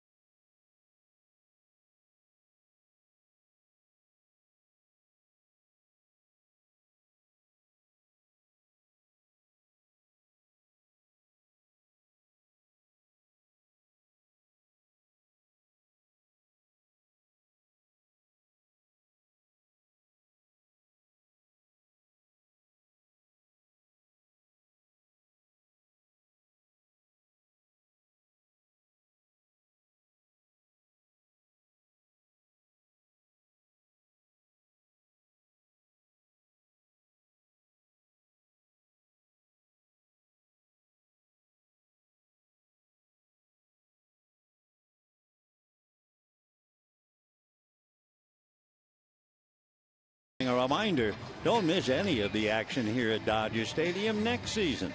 Become a 2014 season ticket holder. Place a deposit at Dodgers.com/season tickets. We can duck in the 8th inning. Arizona 6, San Diego 1. Paul Goldschmidt is now up to 103 runs batted in for the year. Picked up 2 more tonight at the expense of the Padres. So Jake Arrieta holding the Dodgers to 2 runs. He has not been able to retire the Dodgers in order. Dodgers have left 7 in 5 innings, and he's ready to make his 100th pitch. We mentioned earlier about the 2-strike hits. All 5 Dodger hits have come with 2 strikes in the count. 0-2, a couple of times 2-2, a couple of 3-2s. Many coming after the hitter fouled off 2-strike pitches. High foul, heading out of play. The Dodgers counting that foul ball now. Have fouled off 28 pitches, 14 of them with 2 strikes. So they've made Arrieta work exceptionally hard, and Jake has just hung in there. Certainly to his credit. Mark has struck out, flied to left, 0 for 2. Tomorrow night, Travis Wood and Clayton Kershaw.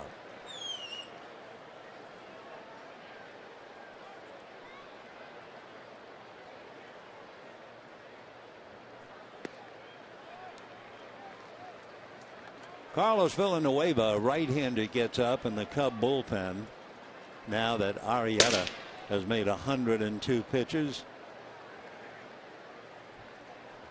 Cub bullpen has not been a big weapon for the Cubs at all. 2-2. Ball 3.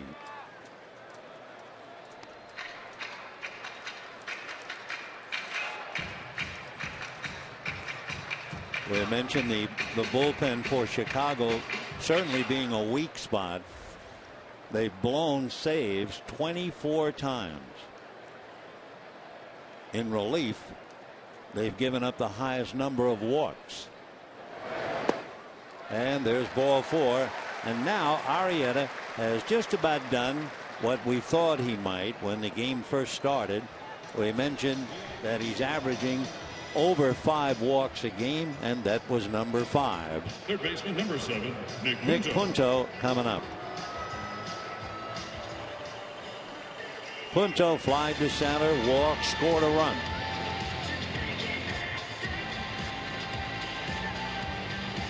On deck, Zach Greinke, who has walked and singled and driven in a run.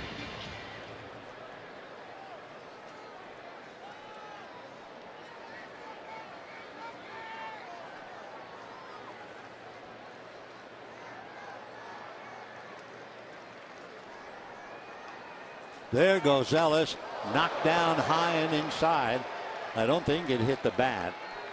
So Ellis safely into second base with a stolen base. He's 4 for 4 as Punto climbs out of the dirt.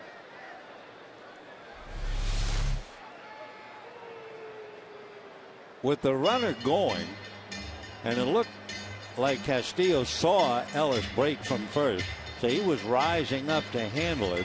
And a lot of times, if they think the runner's going, they will knock the hitter down to give the catcher an opportunity. So they knocked Punto down, but Castillo couldn't make the play. It's also ball 1 on the count, and Mark with his 4th stolen base.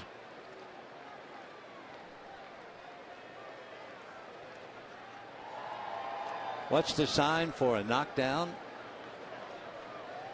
Well, we can tell you what it used to be. Fouled away. If you make a little fist, let's say with your right hand, put your right thumb into the fist, wrap your fingers around it, and then flip the thumb up. That used to be the sign to knock the hitter down. 1 ball and 1 strike.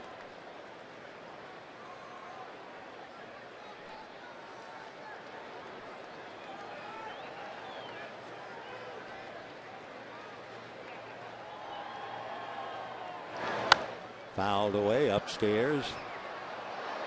All the way up. 1-2 to Nick. Punto giving Uribe a chance to rest.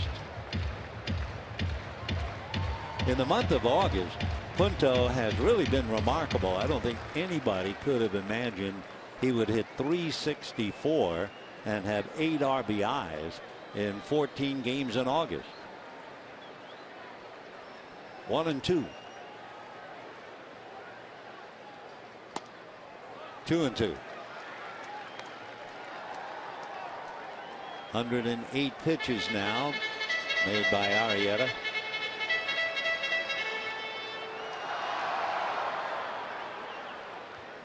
Looking at Jake's pitch count, he's had 112 way back in April, 105, 116.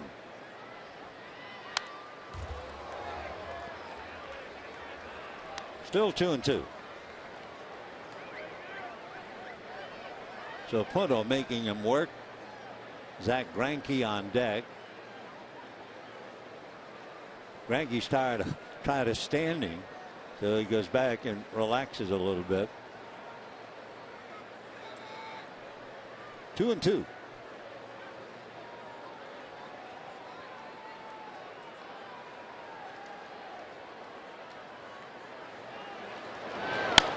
And a slicing fly ball, curling foul back into the stands. Everybody clap your hands.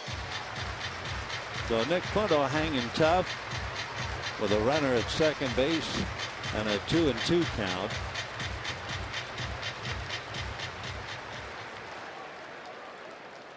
Villanueva still throwing in the pen, I assume.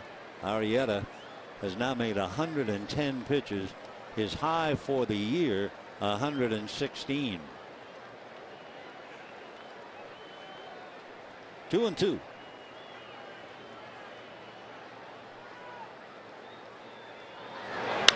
And a high fly ball into deep gap territory. This one is off the wall. Here comes Mark Ellis to score on a long double by Nick Punto.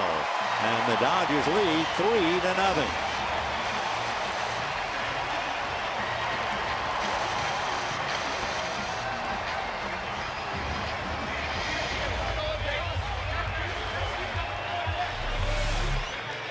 So Punto goes after what looked like ball 4.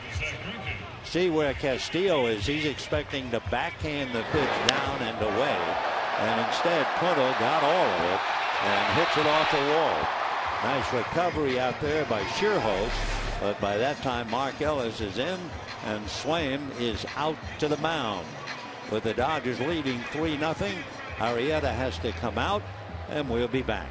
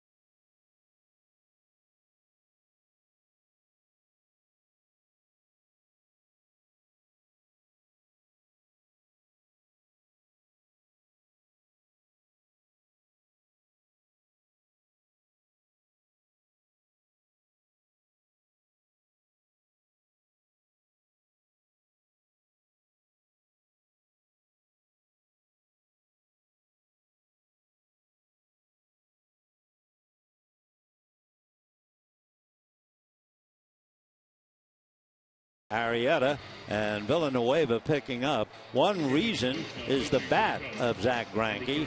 Greinke came up in the 3rd inning and walked, came up in the 4th inning and probably hit one over Starlin Castro's head for a base hit to drive in A.J. Ellis and give the Dodgers a 1-0 lead. They picked up another, and now they have driven Arrieta to cover with the 3rd run coming here in the 6th inning. Carlos Villanueva, he's from Santiago in the Dominican. 6'2", big fella, 235, 30 years old. He'll be 30 end of November. When he was a teenager, he was playing baseball in the Dominican, and his manager happened to run into Sammy Sosa. And Sammy asked the manager, is there anything I can do for you? And the manager said, I have a kid. If you see him, could you help him, maybe get him signed or something? So Sammy went and watched Villanueva, asked him, can you travel? Do you have your visa? He said, when I leave for spring training, I'll show you to the Cubs people. And Villanueva said, yeah, sure, okay. And sure enough, a couple of days later, he got a call, and the youngster was heading to Mesa, Arizona. Foul ball, 0-1. The Cubs saw him, saw what they liked. They took him to one of the games, and he said, I'll never forget, they sat me in the dugout next to Kerry Wood. And he was a young phenom, and he kept saying to himself, I can't believe it. I'm sitting next to Kerry Wood. Well, Wood's gone, but here he is pitching for the Cubs. The play to first in time. Greinke, who does so many things so well, sacrifices Punto to 3rd. Zach, the complete player. That's the 5th sacrifice that he has. Clayton Kershaw has 7. Right out of the Maury Wills textbook to how to bunt. So Greinke has walked. He has singled to drive in a run. Now he has sacrificed a man to 3rd. And with all of that, he's allowed just 2 hits and no run. The infield is up. Here's Crawford, and fouls it away. 0-1. Carl Crawford grounded to 3rd, popped to 3rd, and doubled to left.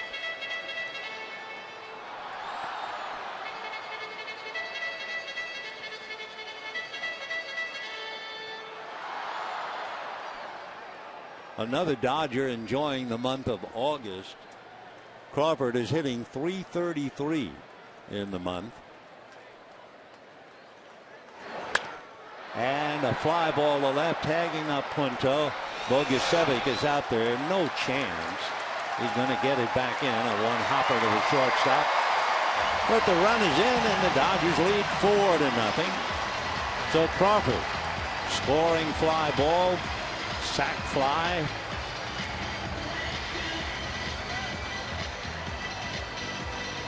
So Punto scores for the 2nd time. His double set up the 2 runs, and that'll bring up Yasiel Puig to face Villanueva.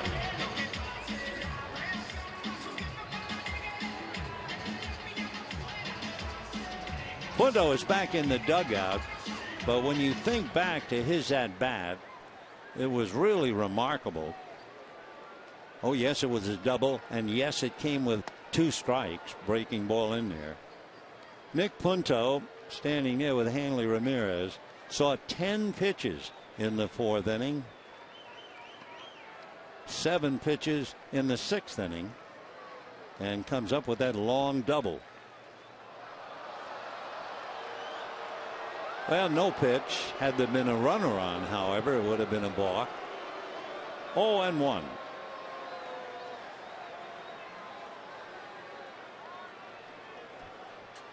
Carlos Villanueva talks about his dad with great pride. His father, a civil engineer. 0-2 to Yasiel.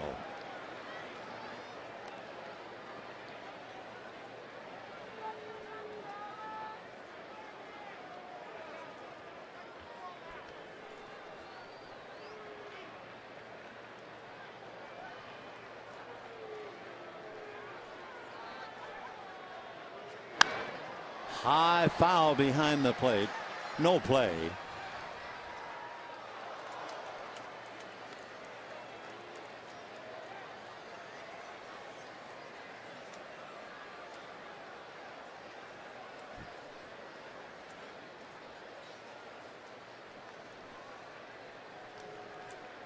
Dodgers lead 4-0.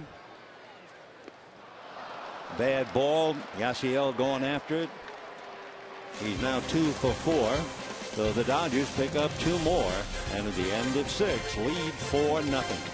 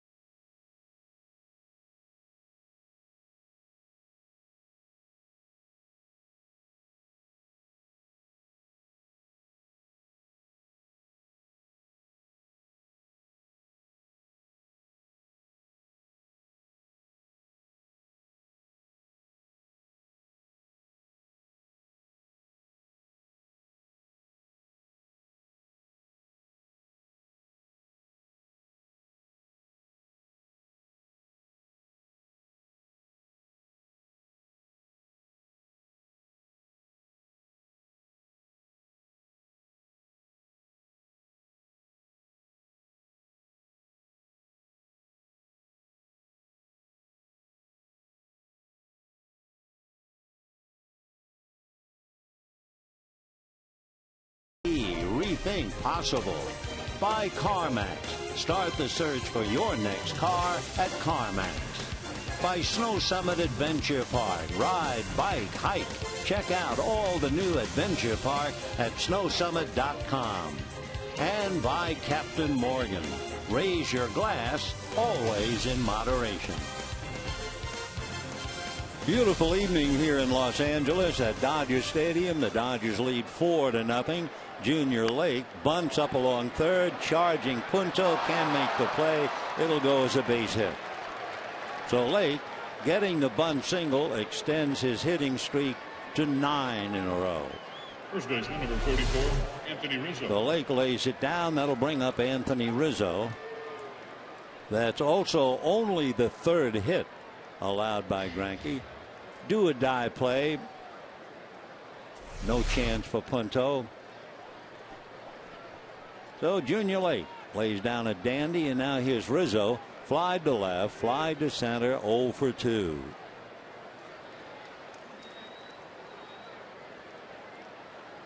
Lake is inexperienced. He has speed, but he doesn't know the movements of the pitchers. So he's a break-even base stealer, has stolen 3, and he's been caught 3. Cubs have been shut out 11 times this year. 7 times at home, 4 on the road. Dodger pitchers have turned in 18 shutouts. 11 at home, 7 on the road.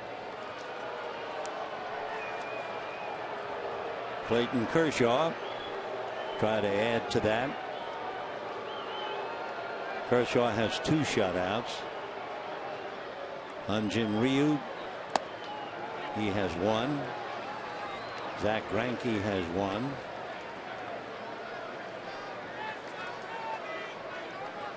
(3-0).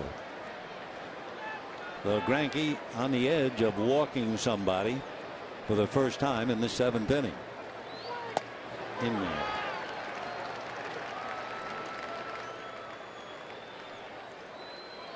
Four runs, 6 hits for the Dodgers, no runs, 3 hits for the Cubs.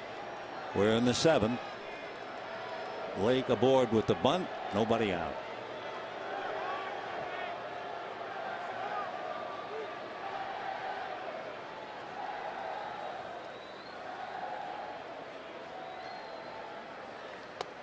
In there again, 3-2.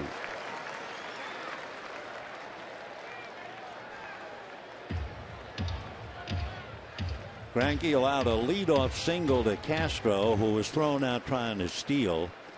He then retired 13 in a row before giving up a single to Murphy. He's retired 4 and then gave up the bunt single. Ground ball for 1. They will get 2.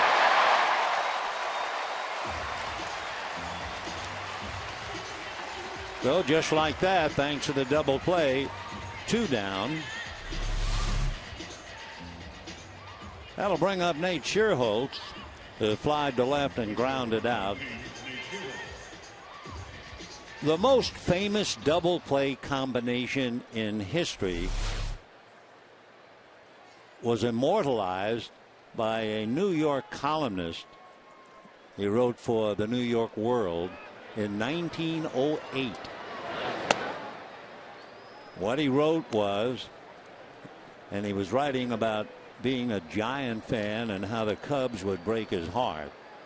These are the saddest of possible words. Tinker to Evers to Chance.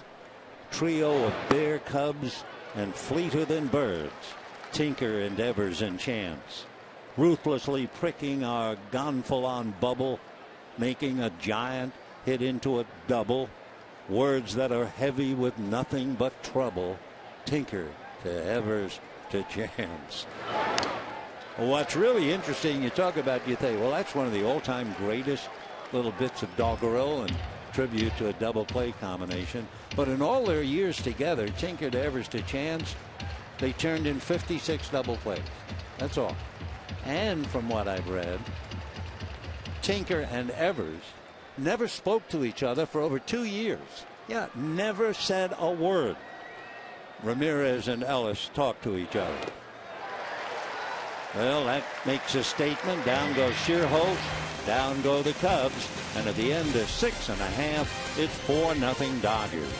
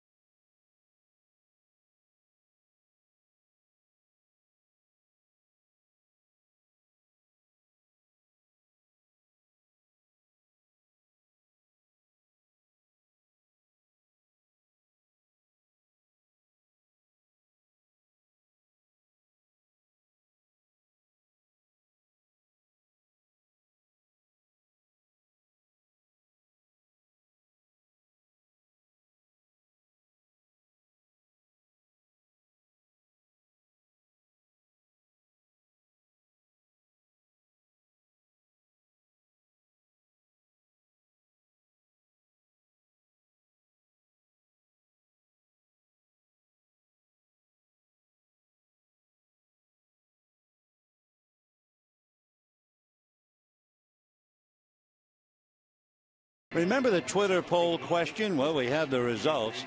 Who would you choose as Dodger MVP? And we're talking about position players. Adrian Gonzalez, 43%. Hanley Ramirez, 23%. Then Puig at 20%. And others, and there are a lot of good players out there, 14%. So Adrian would win on our Twitter poll anyway.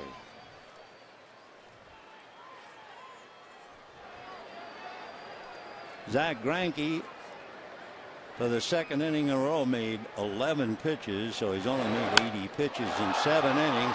Gonzalez a drive to right, but Schierholtz is there. And Adrian goes 0 for 4 as he goes out to right field. Take a look at the National League West. Couple of games. Colorado beat the Giants 6-1. Arizona over San Diego 6-1. Hard to believe the Giants, should the Dodgers win, the Giants will be 19 games out. And remember, the Dodgers still have 7 games to play with San Francisco. They would just love to be spoilers. 4 here at Dodger Stadium and 3 up there. The last 3 road games of the year are in San Francisco. That's a strike to Hanley Ramirez. Popped up, hit back to the box, grounded to short. So in a game that sees Gonzalez and Ramirez collectively 0 for 7, Dodgers still leading 4-0. 0-1. Whoa. Wasn't that a dandy? Well, I think it slipped. 1 ball and 1 strike.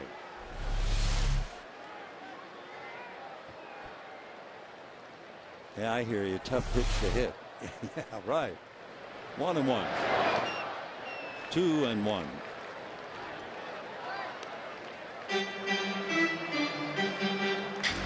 Carlos Villanueva. 6'2", 235. He'll be 30 the end of November.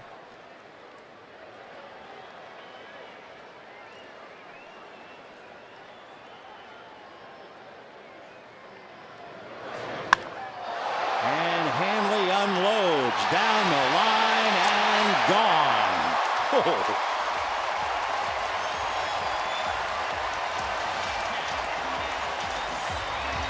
Boy, look at that. And meanwhile, Fedorovich, Uribe, Puig and company, they will be waiting for Hanley. His 14th home run, 43 runs batted in, and he'll get the treatment in the dugout. Not the silent treatment, anything but.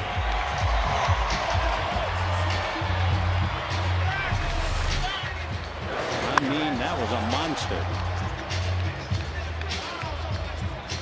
It hit the facade where the time is, so it was so close to going upstairs. There's Uribe, there's Puig. Now Uribe's pounding Ramirez.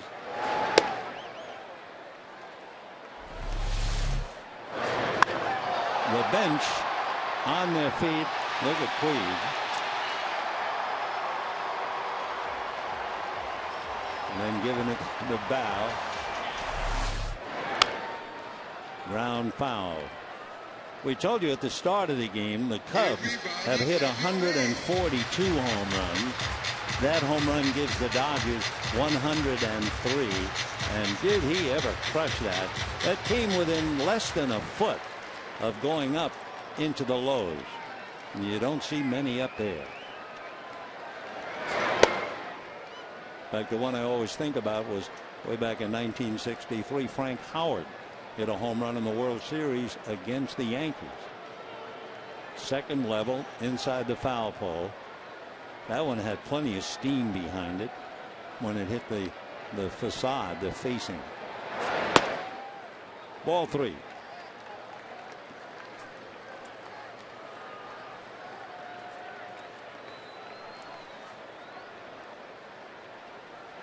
Dodgers trying to beat the Cubs 5 straight this year, and carrying over to last year would be 8 in a row.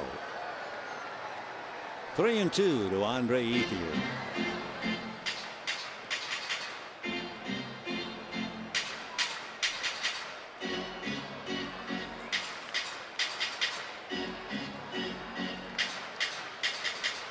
Villanueva, by the way, there's been a workhorse, has allowed 14 home runs.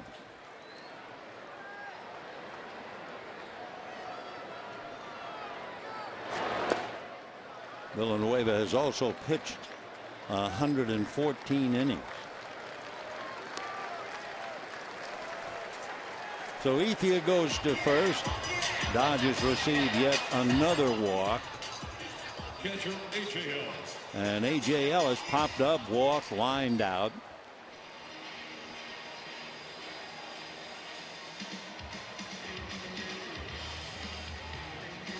Dodgers have received 6 walks tonight. So 6 walks, 7 hits, and it gives them a 5-0 lead. Ball 1. When the Cubs come up in the 8th inning, it'll be Bogusevic, Murphy, and Castillo.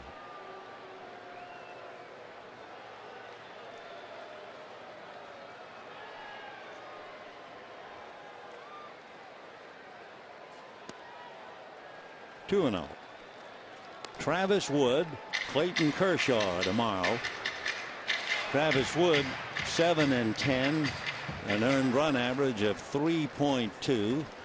Clayton Kershaw 13-7 with an unbelievable ERA of 1.7. That's game 2. Wednesday afternoon, Edwin Jackson and Ricky Nolasco. Ball 3.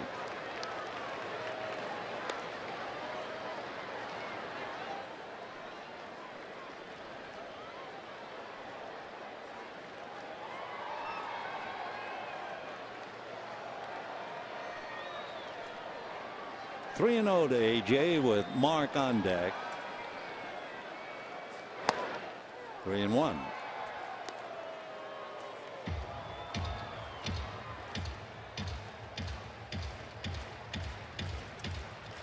Mark Ellis just waiting for AJ to get his licks. 3-1.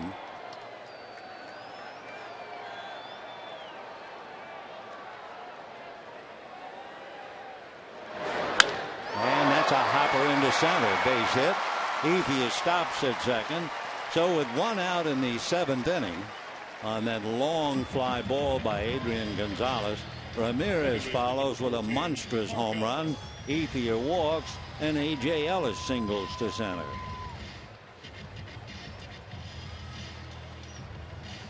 Dodgers now 5 runs, 8 hits, and here's Mark Ellis.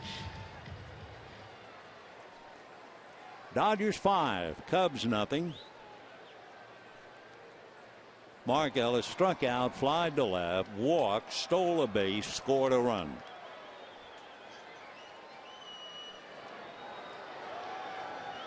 Two on, 1 out. Ball 1. Nick Punto on deck.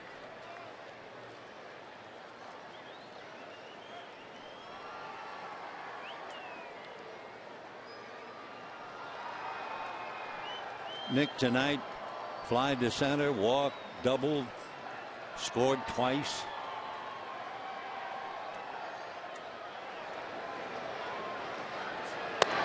In there, 1-1.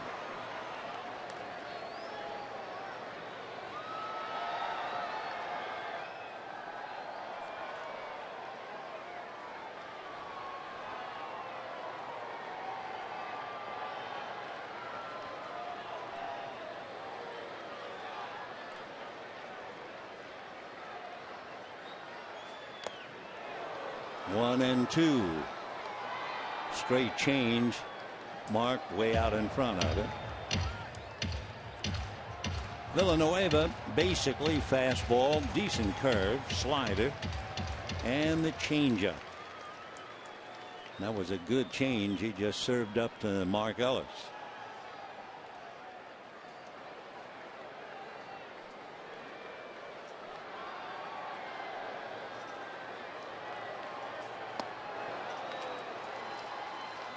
So that's the 2nd out in the inning, and it'll bring up Punto. Nick certainly made Arrieta work. He drew the walk and eventually scored in the 4th inning, and then he got deep in the count again and eventually doubled to cash in Mark Ellis. That was when Ellis was going to steal. They knocked Punto down to clear the room for Castillo, but Ellis stole second, and then Punto got up out of the dirt and doubled, hitting the wall in deep right center. They still give him that gap. Junior Lake shading over towards the left center. Shearholtz straight away in right. So that would be indeed the wide open spaces in right center. 0-1. 0-2. It's almost as if they set up the defense and saying, I'd like to see you do it again. 0-2.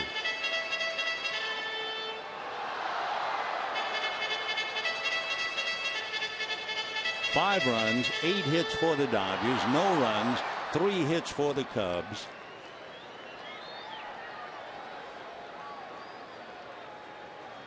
Dodgers have 4 doubles and a home run. Ethier at second, A.J. Ellis at first with 2 out. And down goes Punto. So the Dodgers get 1, and what a one it was, as Hanley Ramirez hits one off the facing in the second deck down the left field line. Right there. And the Dodgers lead 5-0.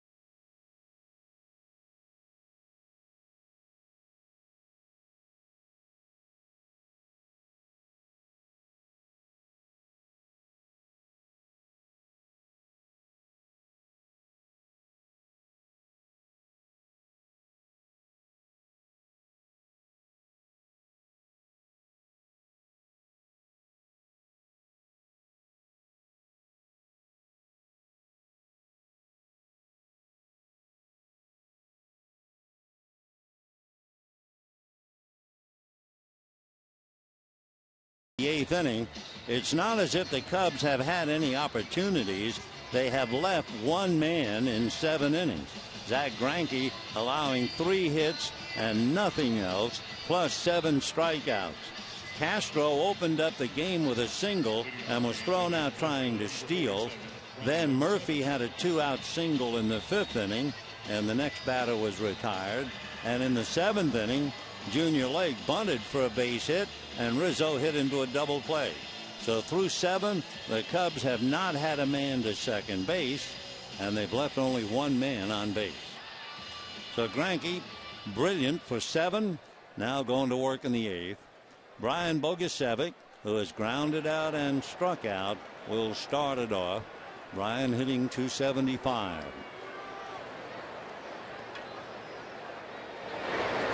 Off speed, drops in for a strike. 0-1.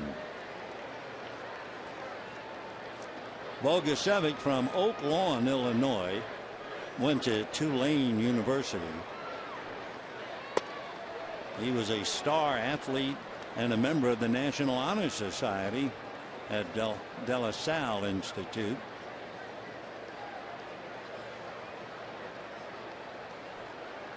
Chicago Tribune named him Scholar Athlete. Bogusevic, 6'3", 215, originally a first-round pick by the Houston Astros. He led Tulane to the College World Series.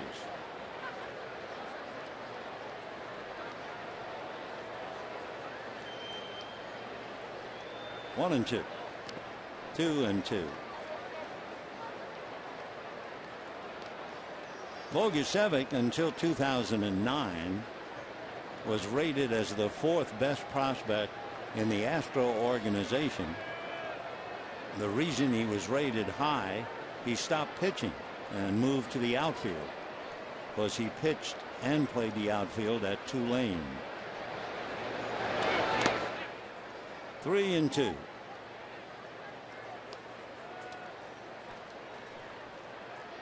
Greinke has not walked anybody. He's on the edge here.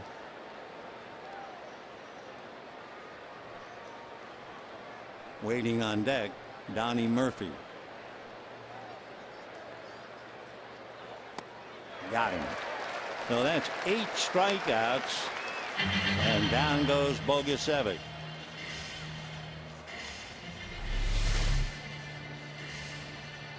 Greinke on his way to his 13th win with 8 strikeouts. You want to watch and see. He had 8 against San Diego.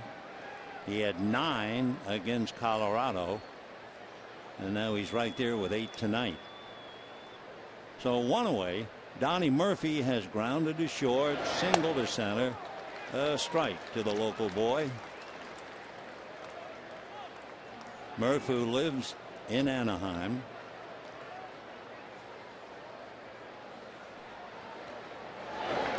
Murphy was in spring training with Oakland back in 2007. Started to relax. He was a teammate of Mark Ellis.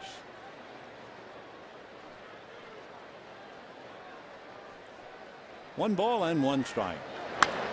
1-2.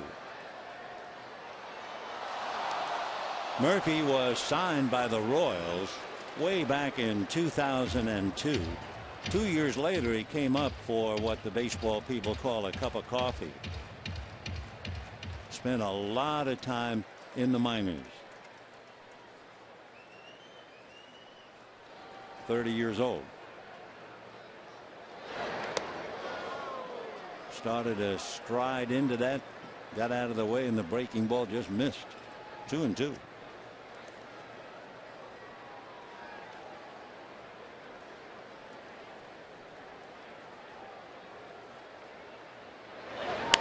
Slapped foul upstairs. 5 runs, 8 hits, no errors for the Dodgers. No runs, 3 hits, no errors for the Cubs. Hanley Ramirez hitting one off the facing of the second deck in left field. A monster for the Dodgers' 5th run. 2-2.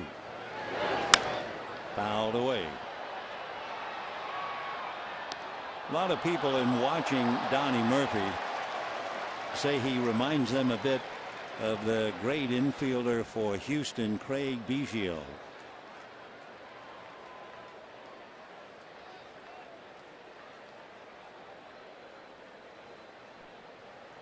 Two and two.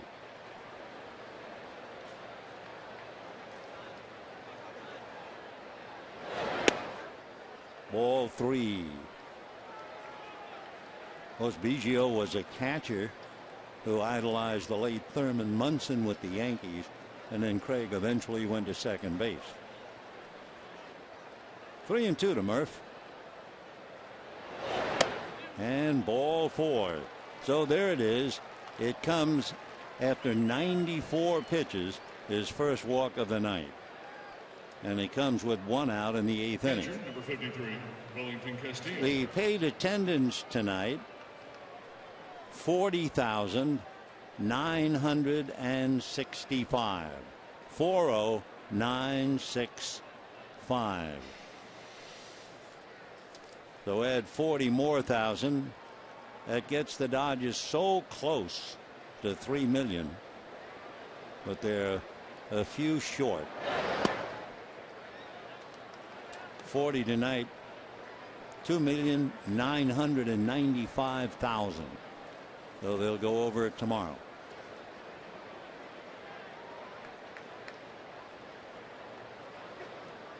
Starting tomorrow, there'll be 15 more home game. 2-0 now to Castillo, so AJ's going out there to see if Greinke starts to feel a little tired. When 3-2 and walked Murphy, and now falls behind 2-0 after 96 pitches. No one going to the phone in the Dodger dugout.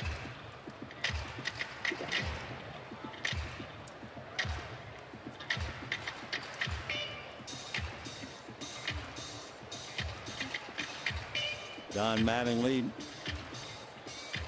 just observing with a 5-0 lead. Rick Honeycutt comes over to talk to him, and all the while Wellington Castillo has grounded to short, hit back to the box.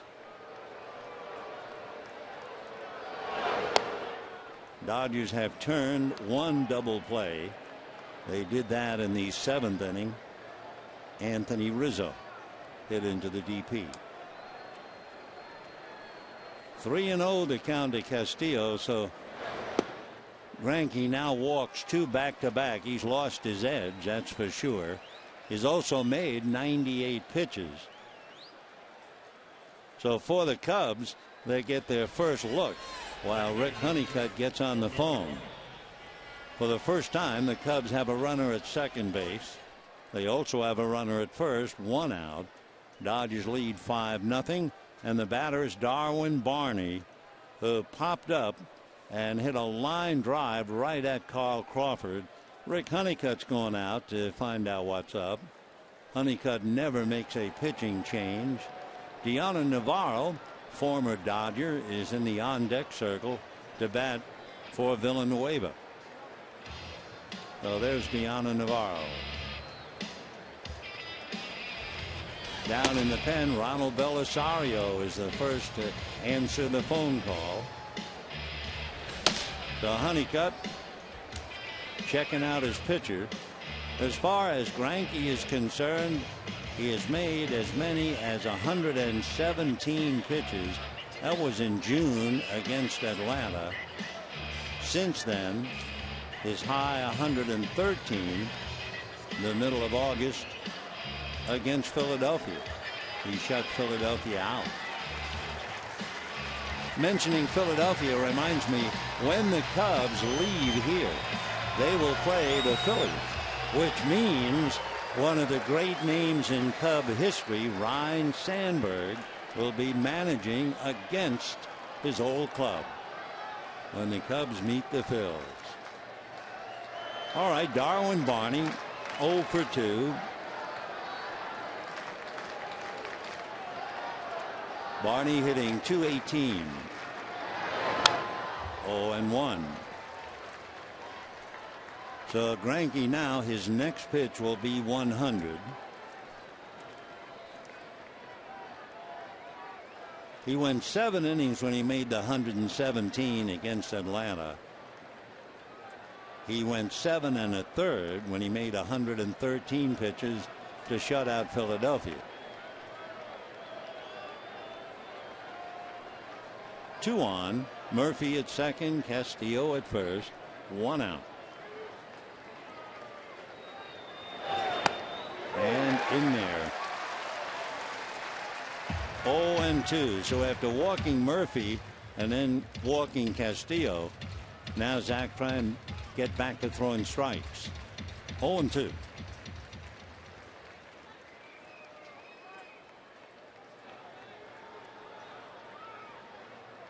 Mattingly looking on. –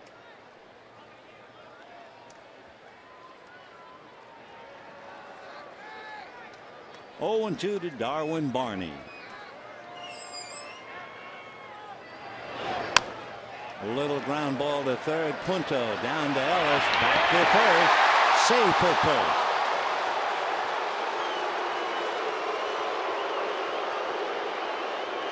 So the Dodgers get 1. Murphy advances to third. Barney just able to beat the throw to first. So 2 out. Deanna Navarro, a switch hitting catcher, will now come up and bat for Villanueva.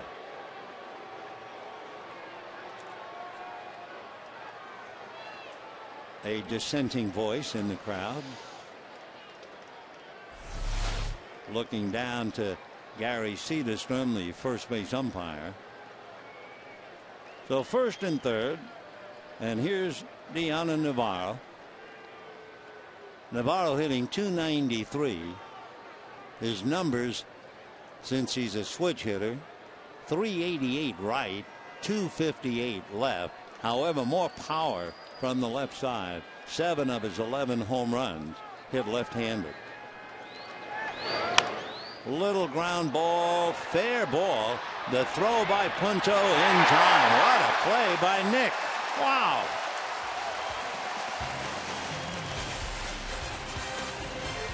So Nick Punto bails out the Dodgers on a little tricky hopper. Look where he is. Navarro, a veteran catcher, not particularly fast down the line, but a big play by Punto, and it's still 5-0 Dodgers.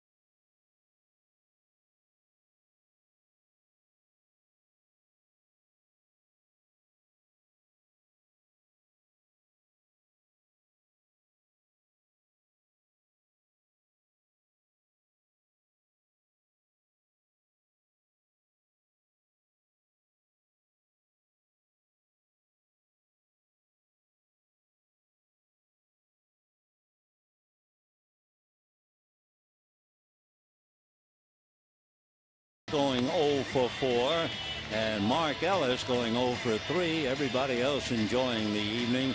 Gonzalez in his 0 for 4 hit the ball twice very hard, lined out to first and fly deep to right.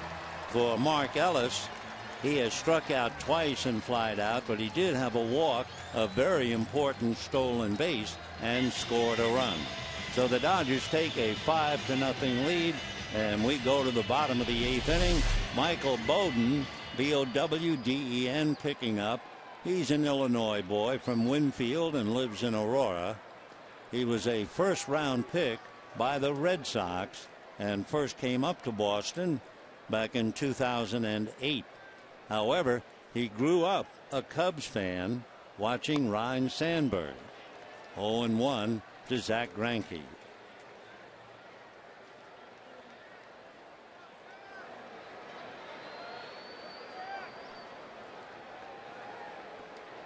Zach Greinke walked, single to drive in a run, sacrificed. 1 ball and 1 strike.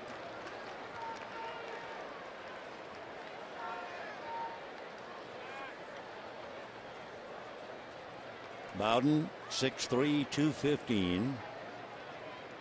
He'll be 27 in September. 1-2.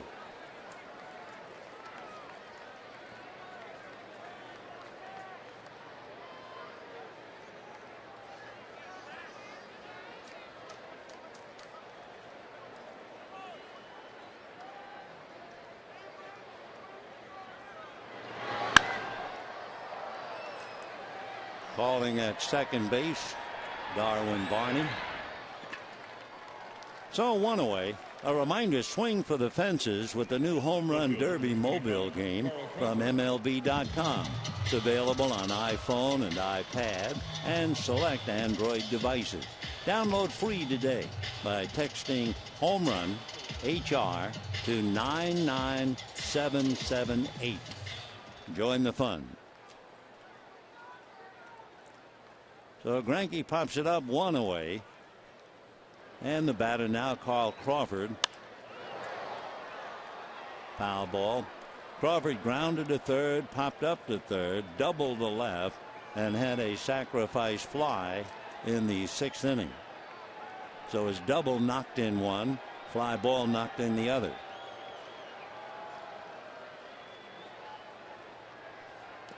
Oh, 0-1. One of the things the Dodgers have done very well tonight, they have worked into 9 3-ball counts. And they've done something with each of those at-bats. Those 9 3-ball counts produced 6 walks, a single, and 2 doubles. Little fly ball to left, 2 down in the 8th inning. Yasiel Puig, 2 for 4 coming up. When the Cubs come up in the 9th inning, it'll be the top of the order. Sterling Castro, Junior Lake, and Anthony Rizzo. Puig doubled to right, single to left, then hit back to the box and struck out.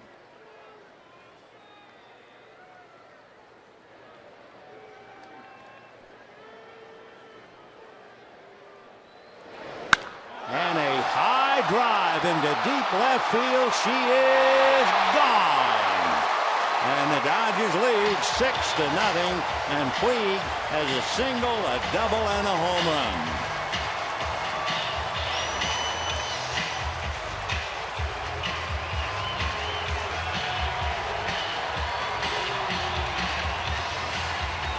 For Yasiel, his 13th home run, his 30th run batted in,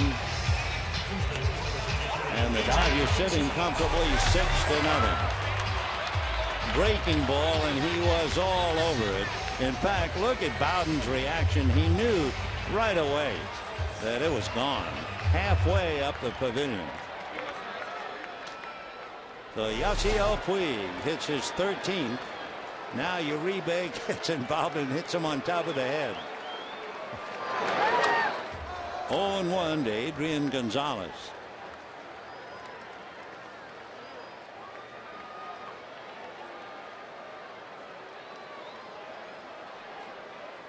Six runs, 9 hits for the Dodgers.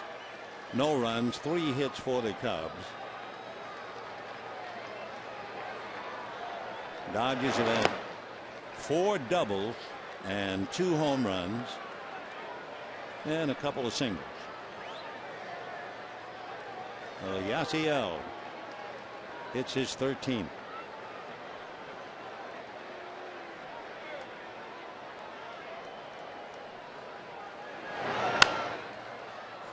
One and two. Adrian hit the ball right on the screws in the first inning, but he hit a bullet right into the glove of Anthony Rizzo at first base. Then he struck out twice, and in the 7th inning, he sent Shearholtz to the track in right field for a long out. Knocked down by the foot. Good play by Bowden, as long as he doesn't hurt himself. Ball was not hit hard. So Yasiel Puig takes a breaking ball and crushes it. And we're going to the 9th inning. Dodgers 6, Cubs nothing.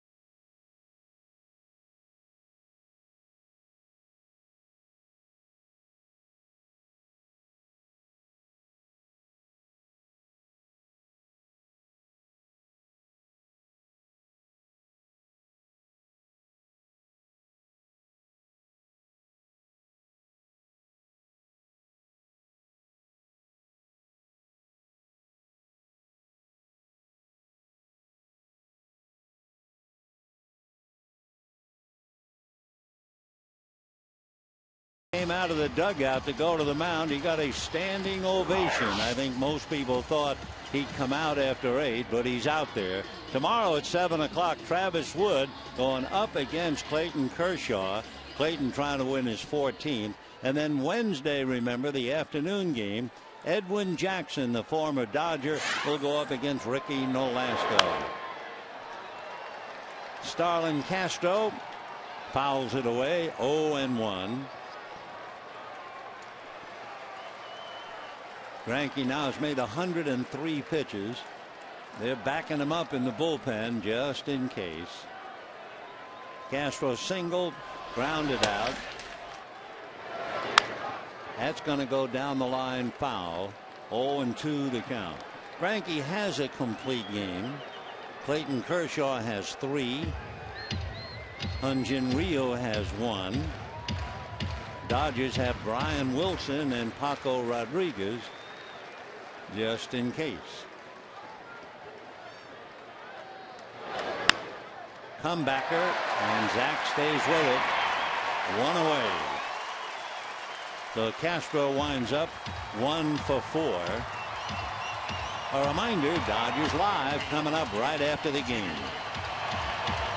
Junior Lake struck out twice, bunted for a base hit, so he's hit safely in 9 straight. And then Anthony Rizzo. The Cubs have really not had a rally unless you want to talk about back-to-back walks with 1 out in the 8th inning. And then Barney hit into a force play, and Navarro grounded out as a pinch hitter.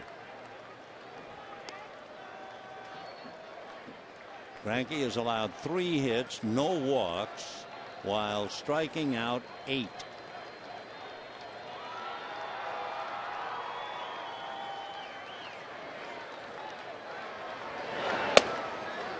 They were talking to Dale Swam about coming in here and facing Greinke and Kershaw.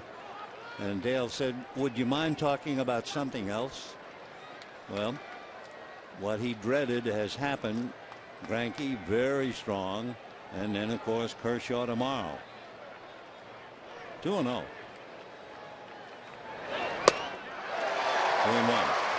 Reminds us in the old days, teams would come out here and they would get Drysdale and Koufax, maybe Padres, and it would throw the hitters in a slump that lasted for several more games when they left here. And again, remember, when the Cubs leave here, the first team they will play, Philadelphia, managed by Ryne Sandberg.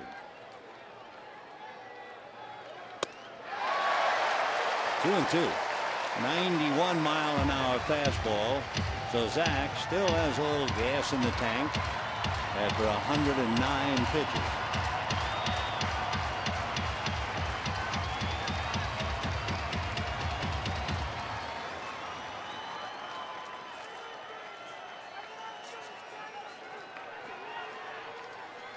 Two balls, 2 strikes.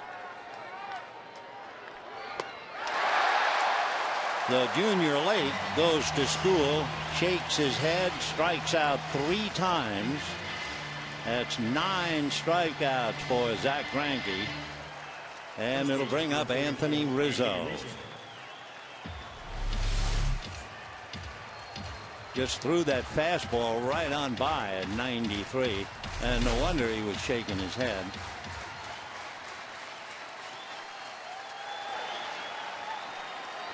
Two down, 40,965 out here tonight. That's a strike to Rizzo, who has flied to left, flied to center, and grounded into a double play.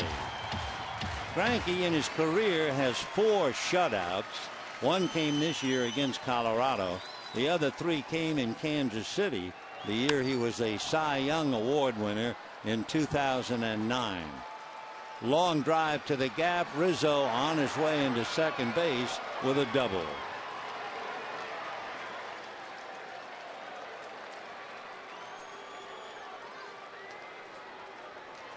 So a 2-out double by Anthony Rizzo. He goes 1 for 4. And the batter, Nate Schierholtz. And wait a minute, I think maybe Don has decided that's enough. The crowd isn't happy about it.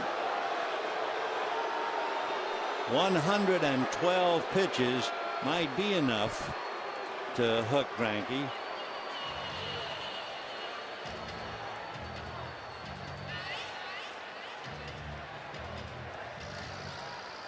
Greinke is in agreement, and he's staying in. He apparently convinced Mattingly he had enough left. So a very popular decision. And now let's see about Nate Schierholtz. Schierholtz flied to left, grounded to Gonzalez, and struck out.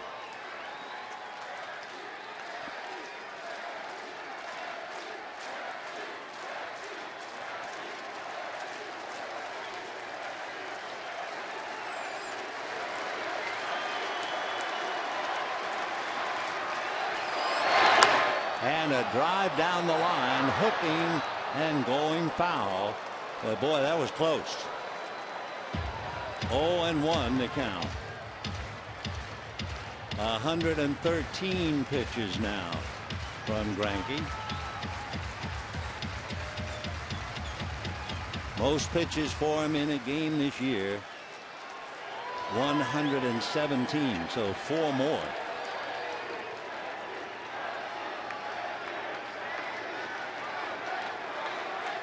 0-1. 1 ball and 1 strike. Schierholtz 0 for 3.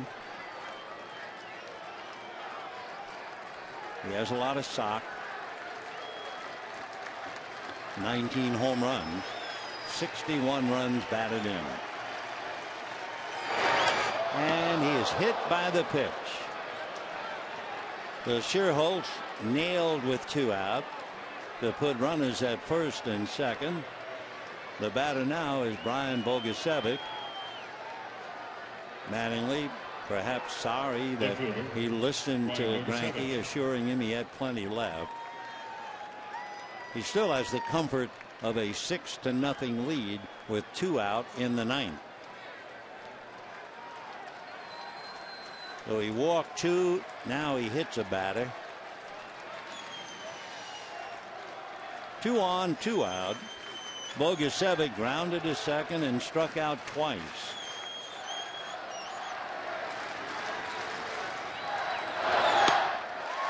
Oh, and 1. That might have been ball 1.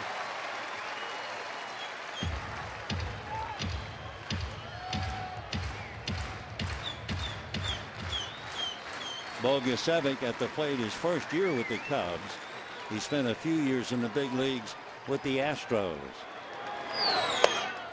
1-1. As far as the pitch count is concerned, Zach has now made 117. That ties the high this year.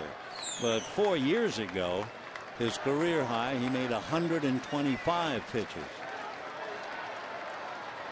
Then again, that's 4 years ago. 1-1. That's going to go foul.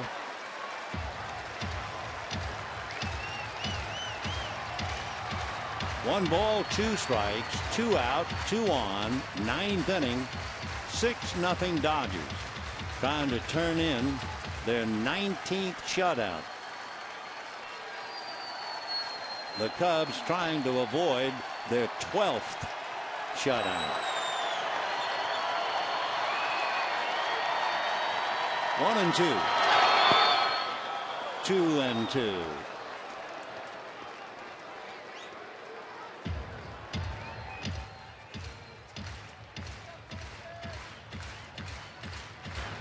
Rizzo at second, Schierholtz at first, and the deuce is a wild. 2 balls, 2 strikes, 2 out. The 120th pitch coming up. Of course, in the old days, most people felt a starter would go 125. But now, with all the pitch counts, that's suddenly a pretty big number. A little foul. And, of course, in those days, talking about 125 pitches. The starting pitchers worked every 4th day. Today they work every 5th day, and of course you have all the specialists, the setup man, the spot left-hander, and then the closer.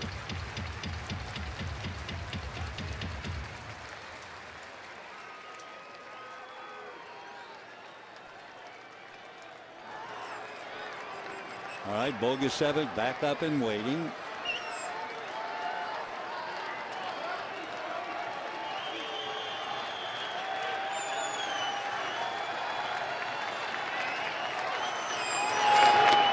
Ball 3. 121 pitches. Now, of course, a slight advantage for Messrs. Rizzo and Schierholtz. They will be going 3-2 and 2 out.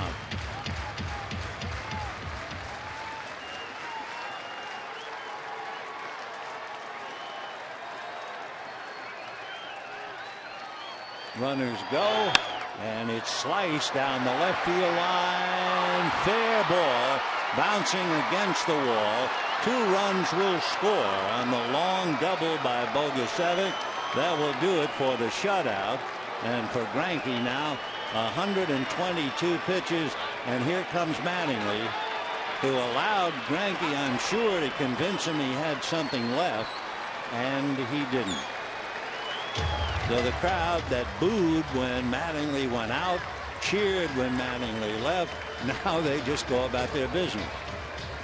Greinke should get a round of applause, and does, as he walks off.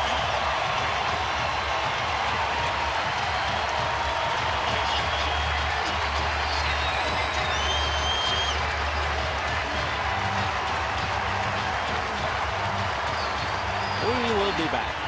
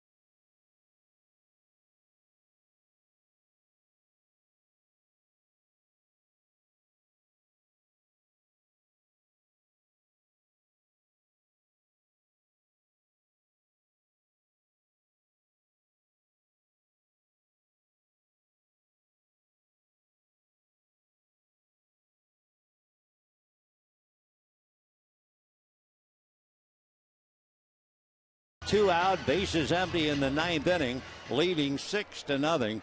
It looked like he had a lock to pick up a shutout, but then Rizzo doubled. He hit Schierholtz. Then Bogusevic doubled in 2, so he now becomes a spectator to watch Brian Wilson face Donnie Murphy, and Wilson a strike, 0-1. Brian pitched briefly Saturday. A little shaky in that game. He's had 6 saves. This is not a save. Slider away, 1-1. Wilson having had 2 serious arm surgeries.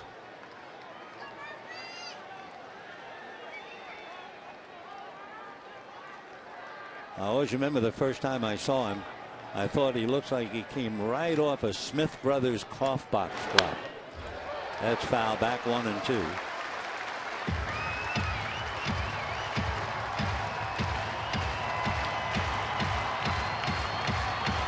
Donnie Murphy is grounded out, singled and walked.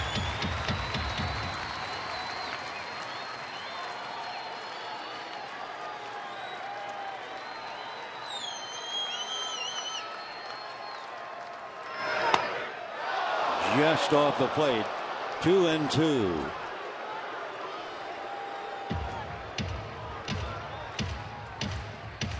Capuano, Greinke, Hairston.